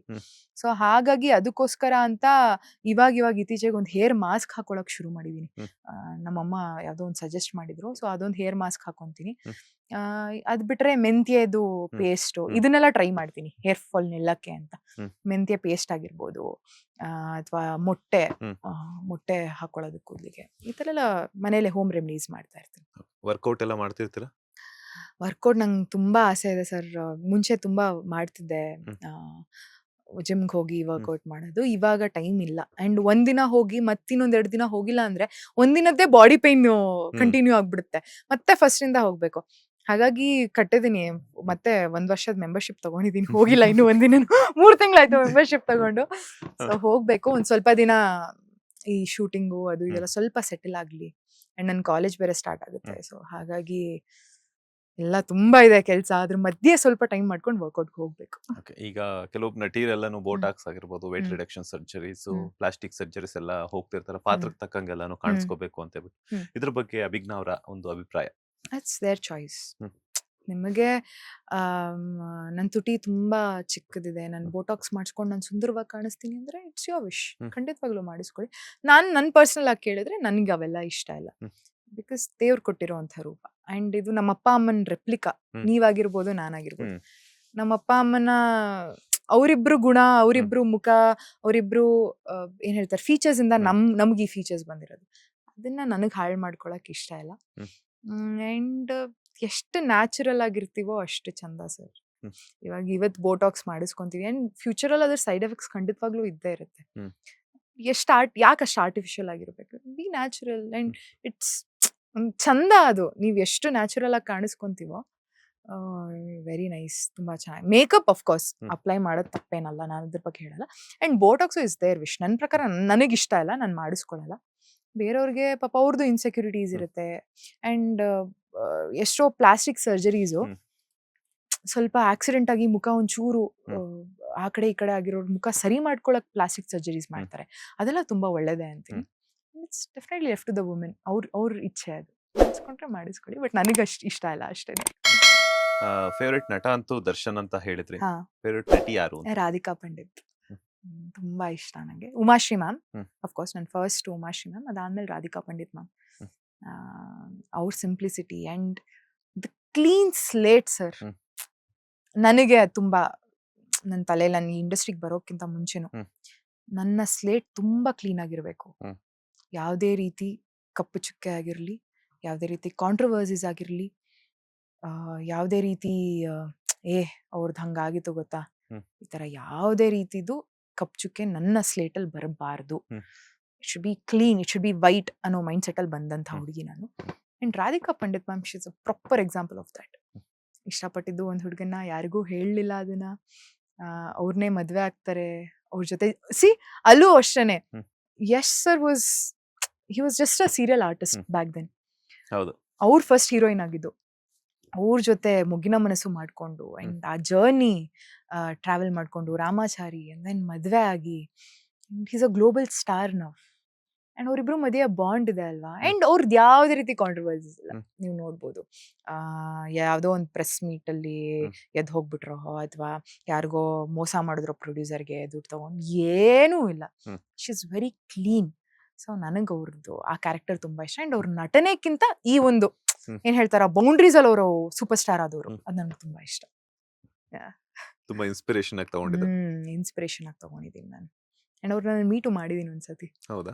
ಅದ್ರ ಬಗ್ಗೆ ಹೇಳೋದಾದ್ರೆ ಅಂದ್ರೆ ನಾನು ಹೋಗ್ಬಿಟ್ಟು ಚಿಕ್ಕವಳು ಅವಾಗ, ಲೈಕ್ ಮ್ಯಾಮ್ ನಂಗೆ ತುಂಬಾ ಇಷ್ಟ ಮ್ಯಾಮ್, ನಂಗೆ ನೀವು very huge fan of you. ಅವಾಗ ಮೊಬೈಲ್ ಎಲ್ಲ ಇರ್ಲಿಲ್ಲ, ಕಾಲೇಜಿಂದ ಬರ್ಬೇಕಾರೆ ಒಂದು ಆಟೋಗ್ರಾಫ್ ಇಸ್ಕೊಂಡಿದ್ದೆ, ಅದು ಮನೇಲಿ ಇದೆ ಇನ್ನೂ. ಸೊ ನೆಕ್ಸ್ಟ್ ವೇಟ್ ಮಾಡ್ತಿದ್ರೆ ಇಬ್ರು ವೇಟ್ ಮಾಡಕ್ಕೆ. ನನ್ಗೆ ತುಂಬಾ ಆಸೆ ಇತ್ತು ರಾಧಿಕಾ ಪಂಡಿತ್ ಮ್ಯಾಮ್ ಮತ್ತೆ ದರ್ಶನ್ ಸರ್ ಒಂದು ಮೂವಿ ಮಾಡ್ಬೇಕು, ಅವರಿಬ್ರು ಒಟ್ಟಿಗೆ ಮಾಡ್ಬೇಕು. ಹೌದು, ಆಕ್ಚುಲಿ ಏನ್ ಗೊತ್ತಾ, ರಾಧಿಕಾ ಮೇಡಮ್ ಅವರು ಆಲ್ಮೋಸ್ಟ್ ಎಲ್ಲಾ ನಟರ ಜೊತೆನೂ ಸ್ಕ್ರೀನ್ ಶೇರ್ ಮಾಡಿದ್ದಾರೆ ಸ್ಯಾಂಡಲ್ವುಡ್ ನಲ್ಲಿ. ಬಟ್ ದರ್ಶನ್ ಅವರೊಟ್ಟಿಗೆ ಒಂದು ಸಿನಿಮಾನು ಮಾಡಿಲ್ಲ. ಸೊ ನಂಗೆ ತುಂಬಾ ಆಸೆ ಇತ್ತು, ನನ್ನ ಫೇವ್ರೇಟ್ ಹೀರೋ ಮತ್ತೆ ಫೇವ್ರೇಟ್ ಹೀರೋಯಿನ್ ಒಂದು ಮೂವಿ ಮಾಡ್ಬೇಕು, ನೋಡ್ಬೇಕು ನಾನು ಅಂತ. ಫ್ಯೂಚರ್ ಅಲ್ಲಿ ಆಗ್ಬೋದೇನೋ, we never know. She's coming back. And ಏನು 2 ಮಕ್ಕಳಾದ್ರೂ the way she has maintained herself, her structure and everything, it's very inspiring for women. ಒಂದು ಎಲ್ಲ ಹೆಣ್ಮಕ್ಳಲ್ಲೂ ಒಂದು ಹುಮ್ಮಸ್ ತುಂಬುತ್ತೆ. ನನ್ಗೆ 2 ಮಕ್ಕಳಾದ್ರೂ ನಾನು ಇವತ್ತು ಇಷ್ಟು I have worked on my self and self love ಕಾಣಿಸುತ್ತೆ ಅದರಲ್ಲಿ. ನಾನು ಇಷ್ಟಪಡ್ತೀನಿ ಅನ್ನೋದು ಅವರಲ್ಲಿ ನಮಗೆ ಗೊತ್ತಾಗುತ್ತೆ, way she love Har self. So ಹಾಗಾಗಿ ಫ್ಯೂಚರ್ ಅಲ್ಲಿ ಬಂದ್ರು ಬರ್ಬೋದು. ದರ್ಶನ್ ಅವ್ರ ಹೀರೋ ಆಗಿ, ರಾಧಿಕಾ ಪಂಡಿತ್ ಅವ್ರ ಹೀರೋಯಿನ್ ಆಗಿ, ನಾನಂತೂ ತಂಗಿ ಆಗಲ್ಲ. ನೀವು ದರ್ಶನ್ ಅವರ ಅತ್ತೆ ಮಗಳಾಗಿದ್ರೆ ಹೆಂಗಿರ್ತೈತೆ? ಫೇವ್ರೇಟ್ ಹೀರೋ ಹೀರೋಯಿನ್, ಅದ್ರೊಟ್ಟಿಗೆ ಅವ್ರ ಜೊತೆ ಆಕ್ಟ್ ಮಾಡುವಂತ ನಾನು ಮೇ ಬಿ ಆಕ್ಟ್ ಮಾಡೋದೇ ಮರ್ತ ಹೋಗ್ತಿದ್ನೇನೋ. ಇವ್ರಿಬ್ರು ನೋಡ್ಕೊಂಡೇ ನಿಂತ್ಕೊಂತಿರ್ತೀನಿ, ಇವ್ರಿಬ್ರನ್ನ ಅಡ್ಮೈರ್ ಮಾಡ್ಕೊಂಡೆ. ಹಂಗಾದ್ರೆ ಚೆನ್ನಾಗಿರುತ್ತೆ. ಈಗ ಆದಷ್ಟು ಆ ಒಂದು ಗಳಿಗೆ ಆದಷ್ಟು ಬೇಗ ಬರ್ಲಿ, ನೀವು ಅನ್ಕೊಂಡಂಗೆನೆ ಅವರಿಬ್ರು ಒಟ್ಟಿಗೆನೂ ಆಕ್ಟ್ ಮಾಡ್ಲಿ. ಆ ಸಿನಿಮಾದಲ್ಲಿ ನಿಮ್ಗೂ ಕೂಡ ಒಂದೊಳ್ಳೆ ಚಾನ್ಸ್ ಸಿಗ್ಲಿ. ತಂಗಿ ಆಗಲ್ಲ, ತಂಗಿ ಆಗಲ್ಲ, ಅತ್ತೆ ಮಗಳಾಗೆ ಅಂತ ನಮ್ಮ ಅತ್ತೆ ಮಗಳಾಗೆ ಸಿಗ್ಲಿ ಅಂತ ಹೇಳ್ಬಿಟ್ಟು ನಮ್ಮ ಬಾಸ್ ಟಿವಿ ವೀಕ್ಷಕರ ಕಡೆ ನಾನು ಸ್ಪೆಷಲಿ ನನ್ನ ಕಡೆಯಿಂದ ಬೆಸ್ಟ್ ವಿಶಸ್ ಅನ್ನ ತಿಳಿಸ್ಕೊಡ್ತೀನಿ. ಡಿ ಬಾಸ್ ನೋಡ್ತಿದ್ರೆ ಪ್ಲೀಸ್, ನಾನು ನಿಮ್ ದೊಡ್ಡ ಫ್ಯಾನ್. ಯಾರಿಗಾದ್ರೂ ಫ್ರಾಂಕ್ ಮಾಡೋದಾದ್ರೆ ಯಾರಿಗೆ ಫ್ರಾಂಕ್ ಮಾಡೋಣ? ಪ್ರಾಂಕಾ? ನಂಗಿರೋದೇ 2 ಫ್ರೆಂಡ್ಸು. ನೋಡಿ, ಯಾರಾದ್ರೂ ಫ್ರಾಂಕ್ ಮಾಡೋದಾದ್ರೆ ನಮ್ಮ ಅಕ್ಕಂಗ್ ಮಾಡೋಣ. ಓಕೆ. ಹಲೋ, ಪ್ರಾರ್ಥನಾ ಅವರ ಮಾತಾಡ್ತಿರೋದು. ನಿಮ್ಗೆ ಅಭಿಜ್ಞಾ ಭಟ್ ಏನಾಗ್ಬೇಕು? ಏನು? ಅಭಿಜ್ಞಾ ಅವರು ಹೌದು ಅಭಿಜ್ಞಾ ಅವರು ಹೇಳಿ. ಅವ್ರ ಅಕ್ಕ ಅಲ್ಲ ನೀವು? ಹೌದು, ನೀವ್ ಯಾರು ಗೊತ್ತಾಗ್ಲಿಲ್ಲ? ಕಿಡ್ನಾಪರ್. ಕಿಡ್ನಾಪರ, ವೆರಿ ಗುಡ್. ನಿಮ್ಮ ಹತ್ರನೇ ಇಟ್ಕೊಂಡ್ಬಿಡಿ ಅವಳನ್ನ. ಸೀರಿಯಸ್ ಆಗಿ ಹೇಳ್ತಾ ಇದೀನಿ, ಜೋಕ್ ಮಾಡ್ತಿಲ್ಲ. ನಾನು ಸೀರಿಯಸ್ ಆಗಿ ಹೇಳ್ತಾರಲ್ಲ. ಈಗ ಇಮ್ಮಿಡಿಯೇಟ್ ಆಗಿ 15 ಲಕ್ಷ ರೂಪಾಯಿ ಕ್ಯಾಶ್ ಬೇಕು, ಇಲ್ಲ ಅಂದ್ರೆ ಅಭಿಜ್ಞಾ ಅವ್ರು ಬರಲ್ಲ. ಬೇಡ ನಂಗೆ ಅಭಿಜ್ಞಾ. ಏಯ್ ತಗೊಳ, ಕೊಡ ಅವ್ರನ್ನ.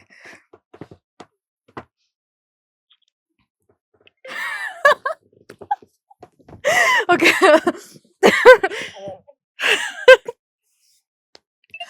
ಹಲೋ ಅಕ್ಕ, ಹೇಳ. ಅಕ್ಕ ಕಿಡ್ನಾಪ್ ಮಾಡ್ಬಿಟ್ಟಿದ್ದಾರೆ ಅಕ್ಕ, ನನ್ನ ಕೊಲೆ ಮಾಡ್ತೀನಿ ಅಂತೆಲ್ಲ ಹೇಳ್ತಾ ಇದಾರೆ ಅಕ್ಕ. ನೀವ್ ಯಾವಾಗಿಂದ ಈ ತರ ಡ್ರೈವ್ ಮಾಡಕ್ ಸ್ಟಾರ್ಟ್ ಮಾಡಿದೆ?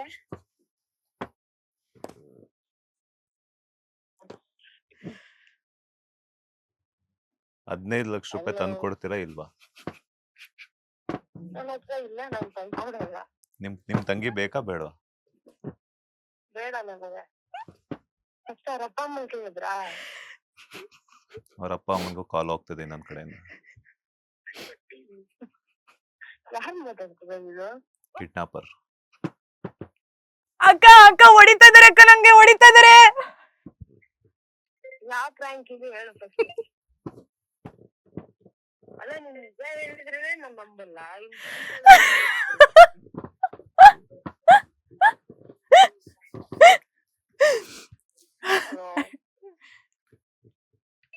ನಿಜವಾಗ್ಲೂ ಹೇಳ್ತಾ ಇರೋಂತ.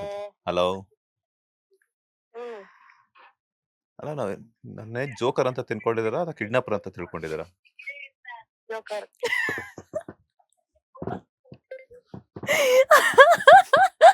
ಅಷ್ಟೇ.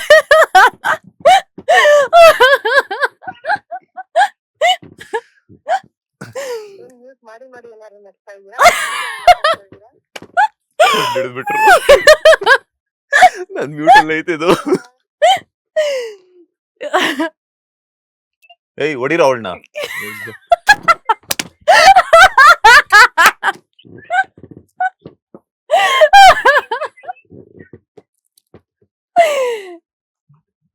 ಎಮೋಷನಲ್. ಯಾರು ಅಂತ ಹೇಳಿದ್ರೆ ಸರಿ, ಇದ್ರೆ ನಿಮ್ಮನ್ನೇ ಕಿಡ್ನಾಪ್ ಮಾಡಿಸ್ಬಿಡ್ತೀನಿ. ಅಕ್ಕ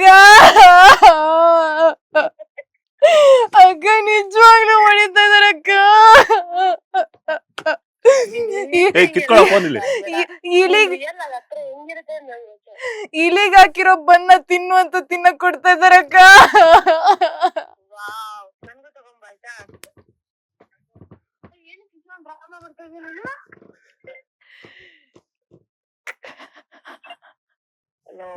ಹಲೋ.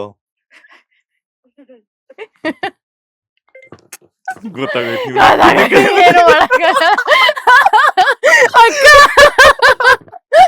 ನೀವು ನಕ್ಕಿದ್ದಕ್ಕೆ ಇಲ್ಲಿ ಬಂದು ಎಷ್ಟು ಪಾಕೆಟ್ ಬೇಕು ಬಿಡಮ್ಮ? ಇಲ್ಲಿ ಬಂದು ಎಷ್ಟು ಪ್ಯಾಕೆಟ್ ಅಂತ. ನಾನು ಬಾಸ್ ಟಿವಿಗೆ ಇಂಟರ್ವ್ಯೂಗ್ ಬಂದಿದ್ದೆ.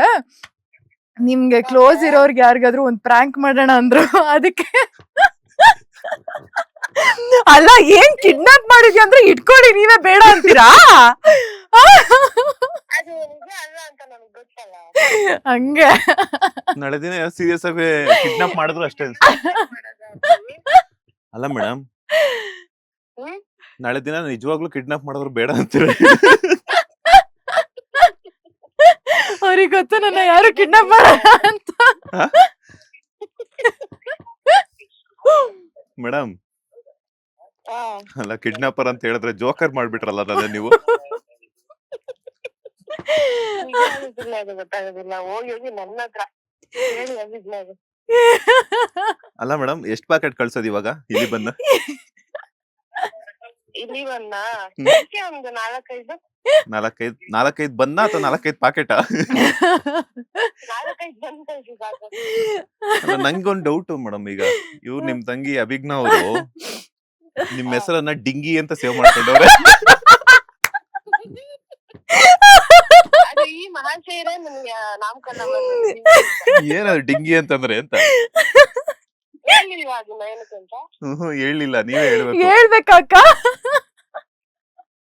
ಅಲ್ಲ ನನ್ಗೆ ಹುಕ್ಕ ಡ್ರಿಂಕ್ಸ್ ಅವೆಲ್ಲ ಅಕ್ಕ ಅಕ್ಕ ಅಕ್ಕ ಸುಮ್ನಿರಕ್ಕ, ನೀನ್ ಒಳ್ಳೆ ಇದೆಲ್ಲ ರೆಕಾರ್ಡ್ ಆಗ್ತದೆ. ಸುಮ್ನೆ ಇರಿ ಅಕ್ಕ, ಟೆಲಿಕಾಸ್ಟ್ ಮಾಡ್ಬಿಡ್ತಾರ ಅವೆಲ್ಲ, ಯಾಕವೆಲ್ಲ. ಅಂದ್ರೆ ನಮ್ಮಕ್ಕ ಏನ್ ಹೇಳ್ತಿರೋದು ಅಂದ್ರೆ, ಅವ್ರಿಗೆ ಹೇಳಿ. ಅವರು ತುಂಬಾ ಒಳ್ಳೆಯವರಾಗಿದ್ರು, ಅಲ್ಲ, ನನ್ ಸವಾಸ ಮಾಡಿ ಡಿಂಗಿ ಆಗ್ಬಿಟ್ರು ಅಂತ. ಮೇಡಮ್, ಡಿಂಗಿ ಅನ್ನೋ ಬಿರುದು ಬರೋದಕ್ಕೆ ಏನ್ ಕಾರಣ ಅಂತ. ಡಿಂಗಿ ಬೇಡ ಅವರು ಹೇಳಿದ್ನಲ್ಲ, ತುಂಬಾ ಸಫಿಸ್ಟಿಕೇಟೆಡ್ ಆಗಿ. ಅವರು ಸಿಂಗರು, ಬೇಸ್ ಗಿಟಾರಿಸ್ಟ್. ಸೊ ಹೋಗೋದು, ಶೋ ಮಾಡ್ಕೊಳ್ಳೋದು, ಬರೋದು, ವೆರಿ ಸಿಂಪಲ್. ನಾನು ಎಂಟ್ರಿ ಕೊಟ್ಟೆ 6 ವರ್ಷದಿಂದ, ಚಿತಾಲ್ ಪತಾಲ್ ಮಾಡ್ಬಿಟ್ಟೆ. ಅವ್ರನ್ನ ಚಿತಾಲ್ ಪತಾಲ್ ಮಾಡ್ಬಿಟ್ಟು ಇವಾಗ ನಾನು ಅವ್ರ ತರ ಸಫಿಸ್ಟಿಕೇಟೆಡ್ ಆಗ್ಬಿಟ್ಟಿದೀನಿ. ಸೊ ಅದಕ್ಕೆ ಸ್ವಲ್ಪ ಸೊ ಅವಾಗ ಡಿಂಗ್ ಆಗ್ತಿರ್ತಾರೆ, ಅದಕ್ಕೆ ಡಿಂಗಿ ಅಂತ. ಮೇಡಮ್, ಒಳ್ಳೆ ಸಿಂಗರ್ ಅಂತ ಹೇಳಿದ್ರು, ಸೊ ನನ್ಗೋಸ್ಕರ ಯಾವ್ದಾದ್ರು ಒಂದು ಹಾಡಾದ್ರು ಆಡಿ ಮೇಡಮ್. ಡಿಂಗು ಡಿಂಗು ಪ್ಲೀಸ್, ಡಿ ಬಾಸ್ದು. ಇವಾಗ ಫೋನ್ ನಲ್ಲಿ ಆಡ್ಬೇಕಾ? ಹಾ ಹೌದು ಮೇಡಮ್, ನೀವು ನಮ್ ಪನಿಷ್ ಏನಕ್ಕೆ? 15 ಲಕ್ಷ ಅಂತ ಕೊಟ್ಟಿಲ್ಲ, ಹಾಡಾದ್ರು ಆಡಿ. ನನ್ ಅರ್ಥನೇ ಆಗ್ತಿಲ್ವಲ್ಲ. ಹಾ? 15 ನನಗೆ ಇಂಟರ್ವ್ಯೂನ ಅವಳಿಗೆ ಇಂಟರ್ವ್ಯೂನ? ಮೇಡಮ್ 15 ಲಕ್ಷ ಡಿಮ್ಯಾಂಡ್ ಮಾಡಿರೋ ಅಂತವ್ರು ಹಾಡಕ್ ಬಂದಿದೀವಿ ಈಗ. ಒಂದ್ ಹಾಡು.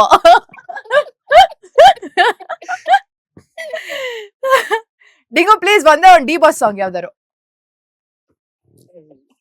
ಒಂದು ಮಳೆ ಬೀಳು. ನಾನೆಲ್ಲೋ ನಿಂತ್ಕೊಂಡಿದ್ದೀನಿ, ಇಲ್ಲೆಲ್ಲೋ ಆಡೋ ಅಂತ ಹೇಳ್ತೀಯ. ಅದು ಟ್ಯಾಲೆಂಟ್, ಆಡಿ. ಕಿಡ್ನಾಪರ್ ಅಂದ್ರೆ ನಂಬಿಲ್ವಲ್ಲ ಮೇಡಮ್, ಆ. ಇವಾಗ ಅನ್ಬೋಸಿ. ಇದೇ ನಿಮ್ ಪನಿಷ್ಮೆಂಟ್. ಕಿಡ್ನಾಪರ್ ಅಂದಾಗ ನಂಬ್ಲಿಲ್ವಲ್ಲ, ಅದಕ್ಕೆ ಇವಾಗ ಆಡಿ. ಸೊನ್ನೆಗಳಿಗೆ ಸೋತ ಕಣ್ಣುಗಳಿವೆ, ಕತ್ತು ಕೊಡುವುದಕ್ಕೆ ಕಾದಲಿತ್ತುಗಳಿವೆ, ಬೆರಳುಗಳು ಸ್ಪರ್ಶ ಬಯಸುತ್ತಿವೆ, ಮನದ ಒಳಗಿವೆ ಎಷ್ಟೋ ಆಸೆಗಳಿವೆ, ಎಂಥ ವೇದನೆ ತನಕ ಸೇರೋ ಸಲುವಾಗಿ ಎಲ್ಲ ಅತಿಯಾಗಿ ಎಲ್ಲೂ ನೋಡಿಲ್ಲ ಈ ತನಕ, ಪ್ರೀತಿಗೆ ಒಂದ್ ಹೆಜ್ಜೆ ಮುಂದಾಗಿದೆ, ಏನನು ಮಾತಾಡಿದೆ, ಆತಕ್ಕೆ ಹೀಗಾಗಿದೆ, ಒಂದು ಬಳೆ ಬೆಲ್ಲ, ಒಂದು ಬಳೆ ಮೋಡ, ಹೇಗೋ ಜೊತೆಯಾಗಿ ತುಂಬಾ ಸೊಗಸಾಗಿ, ಏನನು ಮಾತಾಡಿದೆ, ಭಾವನೆ ಬಾಕಿ ಇದೆ. ಮೇಡಮ್, ಯಾವಾಗ ಕಲೆಕ್ಟ್ ಮಾಡ್ಕೊಂತೀರಾ? 15 ಲಕ್ಷ ರೂಪಾಯಿ ಬಾಕಿ ಐತಲ್ಲ. ಅಕ್ಕ, ಅಕ್ಕ, ನಿಮ್ ಡ್ಯಾಡಿ ಹೆಸರು ಹೇಳಿ. ಶಂಕರ್ ಅಲ್ವಾ? ಹಾ, ಶಂಕನಾದ ಅರವಿಂದ್. ಶಂಕನಾದ ಅರವಿಂದ್ ಅವ್ರ ಮಗಳು ಇವರು. ಹೌದಾ? ಬೆಟ್ಟದ ಹೂವು ಅಲ್ಲಿ ಬಟ್ಲರ್ ಕ್ಯಾರೆಕ್ಟರ್ ಮಾಡಿದಾರೆ, ಗೊತ್ತಾ? ಯಾವ ಸಾಂಗ್ ಹೇಳಿ ಡಿಂಗಿ ಅದು? ಯಾವ ಸಾಂಗ್ ಹೇಳಿ? ಬೆಟ್ಟದ ಹೂವು, ಪುನೀತ್ ಸರ್ದು. ಬಿಸಿಲೇ ಇರಲಿ, ಅವ್ರ ಮಗಳು ಇವರು. ಹೌದಾ? ಇವ್ರ ಅಕ್ಕ ಮಾನಸ ಹೊಳ್ಳ ಸಿಂಗರ್. ನನ್ ಮೊನ್ನೆ ಅಷ್ಟೇನೆ ಹಾ, ಚಿಟ್ ತಗೊಂಡ್ ಹೋಗಿದ್ದೆ ಅವ್ರದ್ದು. ಅವ್ರ ತಂಗಿ ಇವರು. ಹೌದಾ? Guitarist, base guitarist. ಮೇಡಮ್, ಹಾ, ತುಂಬಾ ಖುಷಿ ಆಯ್ತು. ನಿಮ್ಮ ಹೆಸರು ಗೊತ್ತಾಗಿಲ್ಲ. ಕಿಡ್ನಾಪರ್ ಅಲ್ಲ, ಕಿಡ್ನಾಪರ್ ಮಂಜುನಾಥ್. ಜೋಕರ್. ನನ್ನ ಹೆಸರು ಮಂಜುನಾಥ್ ಶ್ರೀನಿವಾಸ್ ಅಂತ ಮೇಡಮ್. ಓಕೆ, ತುಂಬಾ ಖುಷಿ ಆಯ್ತು. ಒಂದು ಹಾಡ್ ಆಡಿದ್ರಿ, ಚೆನ್ನಾಗಿ ಮಾತಾಡಿದ್ರಿ, ಫ್ರಾಂಕ್ ಮಾಡಕ್ ಹೋದ್ವಿ, ನಮ್ಮನ್ನೇ ಫ್ರಾಂಕ್ ಮಾಡಿದ್ರಿ. Thank you. ಒಳ್ಳೇದಾಗ್ಲಿ, ನಿಮ್ಮ ವಾಯ್ಸ್ ತುಂಬಾ ಚೆನ್ನಾಗಿದೆ. Thank you. ಮತ್ತಷ್ಟು ಅವಕಾಶಗಳು ಹಾಗೇನೆ ಹಣವನ್ನು ಕೂಡ ಜಾಸ್ತಿ ಬರ್ಲಿ ಮೇಡಮ್. ನನ್ನ ಆರೈಕೆಯಿಂದ ಆಗ್ಲಿ ಅದೇ ತರ. ಸಪೋರ್ಟ್ ಅಷ್ಟೇ ಮೇಡಮ್, ಆರೈಕೆ ಮಾಡೋಷ್ಟು ದೊಡ್ಡವನಲ್ಲ. Thank you so much. ನೀವೇನಂತ ಕರೀತೀರಾ Abhijna ಅವ್ರನ್ನ ಪ್ರೀತಿಯಿಂದ? ಅವ್ರಂತೂ ಡಿಂಗಿ ಅಂತ ಸೇವ್ ಮಾಡವ್ರೆ. ಇಲ್ಲ ಅಭಿ ಅಂತಾನೆ ಕರೆದಷ್ಟೇ. ಅಭಿ ಏ ಅಲ್ಲ, ಅಭಿ ಅಷ್ಟೇ. ಡಿಂಗಿ ಏನಂತ ಕರೀತೀರಾ? ಆ? ಏನಂತ ಏನಂತ ಕರೀತೀರಾ ಹೇಳಿ ನನ್ನ? Hello? ಸಾವಿತ್ರಿ ಅಂತ ಕರಿಯಲ್ವಾ? ಸಾವಿತ್ರಿ ಅಂತ ಕರೀತೀರಾ? ಅಲ್ಲ ಅಲ್ಲ ಅಲ್ಲ. ಸಾ ಸಾ ಅಂತೇನೋ. ಸಾಯಿಂದ ಸ್ಟಾರ್ಟ್ ಆಗುತ್ತಲ್ಲ, ಏನಕ್ಕೆ ಕರಿತೀನಿ? ಸಾಯಿಂದ ಕರಿತಿಲ್ಲ ಅಕ್ಕ ಅವಾಗವಾಗ. ಬಿಡಿ ಹೋಗ್ಲಿ ಬೇಡ. ಪರ್ಸನಲ್ ಆಗಿ ಹೇಳ್ಕೊಂಡು. ಪರ್ಸನಲ್. ಸರಿ ಡಿಂಗ್ಸ್, ಥ್ಯಾಂಕ್ ಯು ಫಾರ್ ಟಾಕಿಂಗ್ ಆಯ್ತಾ. Okay. ಥ್ಯಾಂಕ್ ಯು ಮ್ಯಾಮ್, ಒಳ್ಳೇದಾಗ್ಲಿ, ಆಲ್ ದ ಹಾ. Best. Bye bye. Bye Thank you. Bye Bye bye. Bye ಡಿಂಗ್ಸ್ ಬಾಯ್. Bye. ಇವತ್ತು ಅವ್ರು ಡಿಂಗಿ ಅಂತ ಎಲ್ರಿಗೂ ಗೊತ್ತಾಯ್ತು ಅವ್ರ ತುಂಬಾ ಖುಷಿ ಆಯ್ತು. ತುಂಬಾ, ನನ್ಗೂ ತುಂಬಾ ಖುಷಿ ಆಯ್ತು. I mean it was not like interview, ಒಂಥರ ಚಿಟ್ಚಾಟ್, ಫ್ರೆಂಡ್ ಜೊತೆ ಚಿಟ್ಚಾಟ್ ಮಾಡ್ದಂಗಿತ್ತು ನನ್ಗೆ. ತುಂಬಾ ಚೆನ್ನಾಗಿ ಮಾತಾಡಿದ್ರಿ. Thank you. ದೇವ್ರ ಬಗ್ಗೆ ಏನಾದ್ರು ಹೇಳ್ತೀರಾ? ಕೇಳಿ ದೇವ್ರು ದೇವ್ರು ನನ್ನ ಲೈಫಲ್ಲಿ ತುಂಬಾ ಇಂಪಾರ್ಟೆಂಟ್. ನಾನು ತುಂಬಾ ದೇವ್ರನ್ನ ನಂಬ್ತೀನಿ. ಒಳ್ಳೇದಾಗ್ಲಿ ಕೆಟ್ಟದಾಗ್ಲಿ ಎಲ್ಲ ನೀನೇ ನೋಡ್ಕೋ ಅಂತ. ಬಿಕಾಸ್ ಕೆಟ್ಟದಾದಾಗ ಕೋಪ ಮಾಡ್ಕೊಂಡಿರೋದು ಇದೆ, ಒಳ್ಳೇದಾದಾಗ ಖುಷಿ ಪಟ್ಟಿರೋದು ಇದೆ ದೇವ್ರ ಮೇಲೆ. ನಾನು ಶಿವನ್ ಭಕ್ತೆ, ಬಟ್ ಇತ್ತೀಚೆಗೆ ರಾಯರ ಮಹಿಮೆ ನನಗೆ ಕಾಣಿಸ್ತಾ ಇದೆ ನನ್ನ ಜೀವನದಲ್ಲಿ. ರಾಯರಿದ್ದಾರೆ, ಅವ್ರನ್ನ ನಂಬಿ ಏನೋ ನನ್ನ ಜೀವನದ ಕಷ್ಟಗಳನ್ನ ಹೇಳ್ಕೊಂಡಾಗ ರಾಯರು ಅದಕ್ಕೆ ಸ್ಪಂದಿಸಿರೋದನ್ನ ನಾನು ನೋಡಿದ್ದೀನಿ, ನನ್ನ ಮಾತನ್ನ ಕೇಳಿಸ್ಕೊಂಡಿರೋದನ್ನ ನಾನು ನೋಡಿದ್ದೀನಿ. ಹಾಗಾಗಿ ಇವಾಗ ನಾನು ಕಟ್ಸ್ತಿರೋ ಮನೆಗೂ ರಾಯರ ಹೆಸರು ಇಡಬೇಕು ಅಂತ ಅನ್ಕೊಂಡಿದ್ದೀನಿ ಇದೆಲ್ಲ ಆದ್ಮೇಲೆ. ಸೊ ದೇವ್ರು ನನ್ನ ಜೀವನದಲ್ಲಿ ತುಂಬಾ ಇಂಪಾರ್ಟೆಂಟ್. ದೇವಸ್ಥಾನ, ದೇವ್ರು. ಮಂತ್ರಾಲಯಕ್ಕೆ ಭೇಟಿ ಕೊಟ್ಟಿದ್ರಾ? ಆಗಿಲ್ಲ, ರಾಯರ್ ಕರೆಸ್ಕೊಂತಿಲ್ಲ ನನ್ನ, ಅವ್ರು ಕರೆಸ್ಕೊಬೇಕು. ನಾವೇ ಹೋಗಕ್ಕಾಗಲ್ಲ, ಅವ್ರು ಕರೆಸ್ಕೊಂಡಾಗ. ನಾನು ಕೇದಾರ್ ಬದ್ರಿಗೆಲ್ಲ ಹೋಗಿ ಬಂದಿದ್ದೀನಿ, ಇಲ್ಲಿರೋ ಮಂತ್ರಾಲಯಕ್ಕೆ ಹೋಗಕ್ಕೆ ನಂಗೆ ಆಗ್ತಿಲ್ಲ. ಕರೆಸ್ಕೊಂತಾರೆ, ಇವತ್ತೆಲ್ಲ ನಾಳೆ ಹೋಗ್ಬಿಟ್ಟು ಬರ್ತೀನಿ ಅವಾಗ. ಖಂಡಿತವಾಗ್ಲು, ಯಾಕಂತಂದ್ರೆ ಇವನ್ ನಾನು ಕೂಡ ರಾಯರ್ ಭಕ್ತಾನೆ. ಹೌದಾ? ನೀವ್ ಹೇಳ್ದಂಗೆ ನನ್ನ ಲೈಫಲ್ಲೂ ಕೂಡ ಒಂದಷ್ಟು ಏರಿಳಿತಗಳಾದಾಗ ಸೊ ಆ ರಾಯರ ಒಂದು ಅನುಗ್ರಹವನ್ನ ನಾನು ಕೂಡ ಎಕ್ಸ್ಪೀರಿಯನ್ಸ್ ಅನ್ನ ಮಾಡಿದ್ದೀನಿ. ಹೌದು, ಸೊ ಯಾರು ಇಲ್ದೇ ಇರುವಂತ ಟೈಮಲ್ಲಿ ನಾನು ಇದೀನಿ ಅಂತ ಹೇಳ್ಬಿಟ್ಟು ಇದೀನಿ. ಪ್ರತಿದಿನ ನಾನ್ ಪ್ರೇಯರ್ ಮಾಡೋದು ಇಷ್ಟೇನೆ, ನನಗೆ ಏನ್ ಬೇಕು ಏನ್ ಬೇಡ ಅದೆಲ್ಲ ನಿನಗೆ ಗೊತ್ತಿದೆ, ನಿನಗೆ ಏನ್ ಕೊಡಬೇಕು ಏನ್ ಕೊಡಬಾರ್ದು. ರಾಯರ ಹತ್ರ ನಂಗೆ ಇದ್ ಬೇಕು ಅದ್ ಬೇಕು ಅಂತ ಕೇಳ್ಕೊಳಕ್ಕಿಂತ ನನಗ್ ಏನ್ ಒಳ್ಳೇದೋ ಅದ್ ನೀನ್ ನನಗ್ ಕೊಡು ಸಾಕು ಅಂತ ಕೇಳ್ಕೊಬೇಕು. ಸೊ ನಾನು ಇವತ್ತು ಅದನ್ನೇ ಕೇಳ್ಕೊಂಬರೋದು. ತುಂಬಾ ಜನ ಇತ್ತೀಚೆಗಂತೂ ರಾಯರ ಭಕ್ತರಂತೂ ಹೌದು. ಹೆಚ್ಚಾಗ್ತಾನೆ ಇದಾರೆ. ಸಿಕ್ಕಾಬಿಟ್ಟೆ. ನಾನು ಅದೇ ಹೇಳಿದ್ನಲ್ಲ, ಅಯ್ಯೋ ನಾನಂತೂ ಎಷ್ಟು ಡೌನ್ಫಾಲ್ ಆಗಿತ್ತು ಅಂದ್ರೆ, ಫೈನಾನ್ಷಿಯಲಿ ಅದೆಲ್ಲ ಅಲ್ಲ, ಮೆಂಟಲಿ. ರಾಯರ್ ನನ್ ಫ್ರೆಂಡ್ ಹೇಳ್ದ, ಹೊನ್ನಾವರ್ ಅಂತ, Honnenahalli, I don't know, I am so sorry, ಮಂತ್ರಾಲಯದೊಂದು ಮಠ ಇದೆ, ತುಂಬಾ ಫೇಮಸ್ ಆಗಿದೆ ಅದು. ಹೋಗೊಂದ್ಸತಿ ಭೇಟಿ ಕೊಡು, ಅಲ್ಲಿ ಕಾಯಿ ಕಟ್ಟಿದ್ರೆ ನಿನ್ಗೊಂಚೂರು ಒಳ್ಳೇದಾಗುತ್ತೆ ಅಂತೆಲ್ಲ ಹೇಳ್ದ. ನಾನು ಓಕೆ ಆಯ್ತು ಹೋಗು, ನಾನು ಹೆಂಗು ದೇವ್ರನ್ನ ನಂಬ್ತೀನಲ್ವಾ, ಬಟ್ ಶಿವ ನನಗ್ ತುಂಬಾ ಎಲ್ಲ ಮುಂಚೆಯಿಂದನು. ಹೋಗ್ಬಿಟ್ಟು ಒಂದೇ ವಾರಕ್ಕೆ ನಾನು ಕಾಯಿ ಕಟ್ಟಿದಕ್ಕೆ ರಾಯರ ಶಕ್ತಿ ನನಗ್ ಕಾಣಿಸ್ತು. ನಿನ್ ಜೊತೆ ನಾನು ಇದೀನಿ, ನಾನು ಹೋಗಿ ಹತ್ಕೊಂಡ್ಬಿಟ್ಟಿದ್ದೆ ದೇವಸ್ಥಾನದಲ್ಲಿ ರಾಯರ್ ಮುಂದೆ. ಅಂಡ್ ಇವತ್ತು I am very happy, I am very, ರಾಯರ್ ಇದಾರೆ ಅನ್ನೋ ಒಂದು ಫೀಲಿಂಗ್ ಬಂದಿದೆ ನನ್ಗೆ. ಸೊ ಹಾಗಾಗಿ ರಾಯರಿದ್ದಾರೆ. ಲಾಸ್ಟ್ ಅಲ್ಲಿ ಒಂದು ರ್ಯಾಪಿಡ್ ಫೈರ್ ಇದೆ. ಕನ್ನಡ ಚಲನಚಿತ್ರ ನಟರ ಬಗ್ಗೆ ಅಭಿಜ್ಞಾ ಅವರ ಒಂದು ಒನ್ ವರ್ಡ್ ಆನ್ಸರ್ ಏನು ಅಂತ. ಓಕೆ. ಹ್ಯಾಟ್ರಿಕ್ ಹೀರೋ ಶಿವಣ್ಣ ಅವ್ರ ಬಗ್ಗೆ ಏನಾದ್ರು? Simplicity. Simplicity. Okay. Power star Puneeth Rajkumar ಅವರು? Generosity. Kichcha Sudeep? Height. Dhruva Sarja? Action. Duniya Vijay? Script. Golden star Ganesh? Smile. Ramesh Aravind sir? Legacy. Challenging star Darshan? ದೇವ್ರು. ದೇವ್ರು. Mass, power, courage, fearless, handsome, smile, look, body, ಎಲ್ಲ. ರಿಷಬ್ ಶೆಟ್ಟಿ ಸರ್? ಹೊಸ ಹೊಸ ಟ್ಯಾಲೆಂಟ್ಗೆ ಆಪರ್ಚುನಿಟೀಸ್ ಕೊಡ್ತಾರೆ. His mind, problem mind, brains. Rakshit Shetty? Rakshit Shetty ಅವ್ರದ್ದು brains ಅಂತ ಹೇಳ್ಬೋದು, ಬಟ್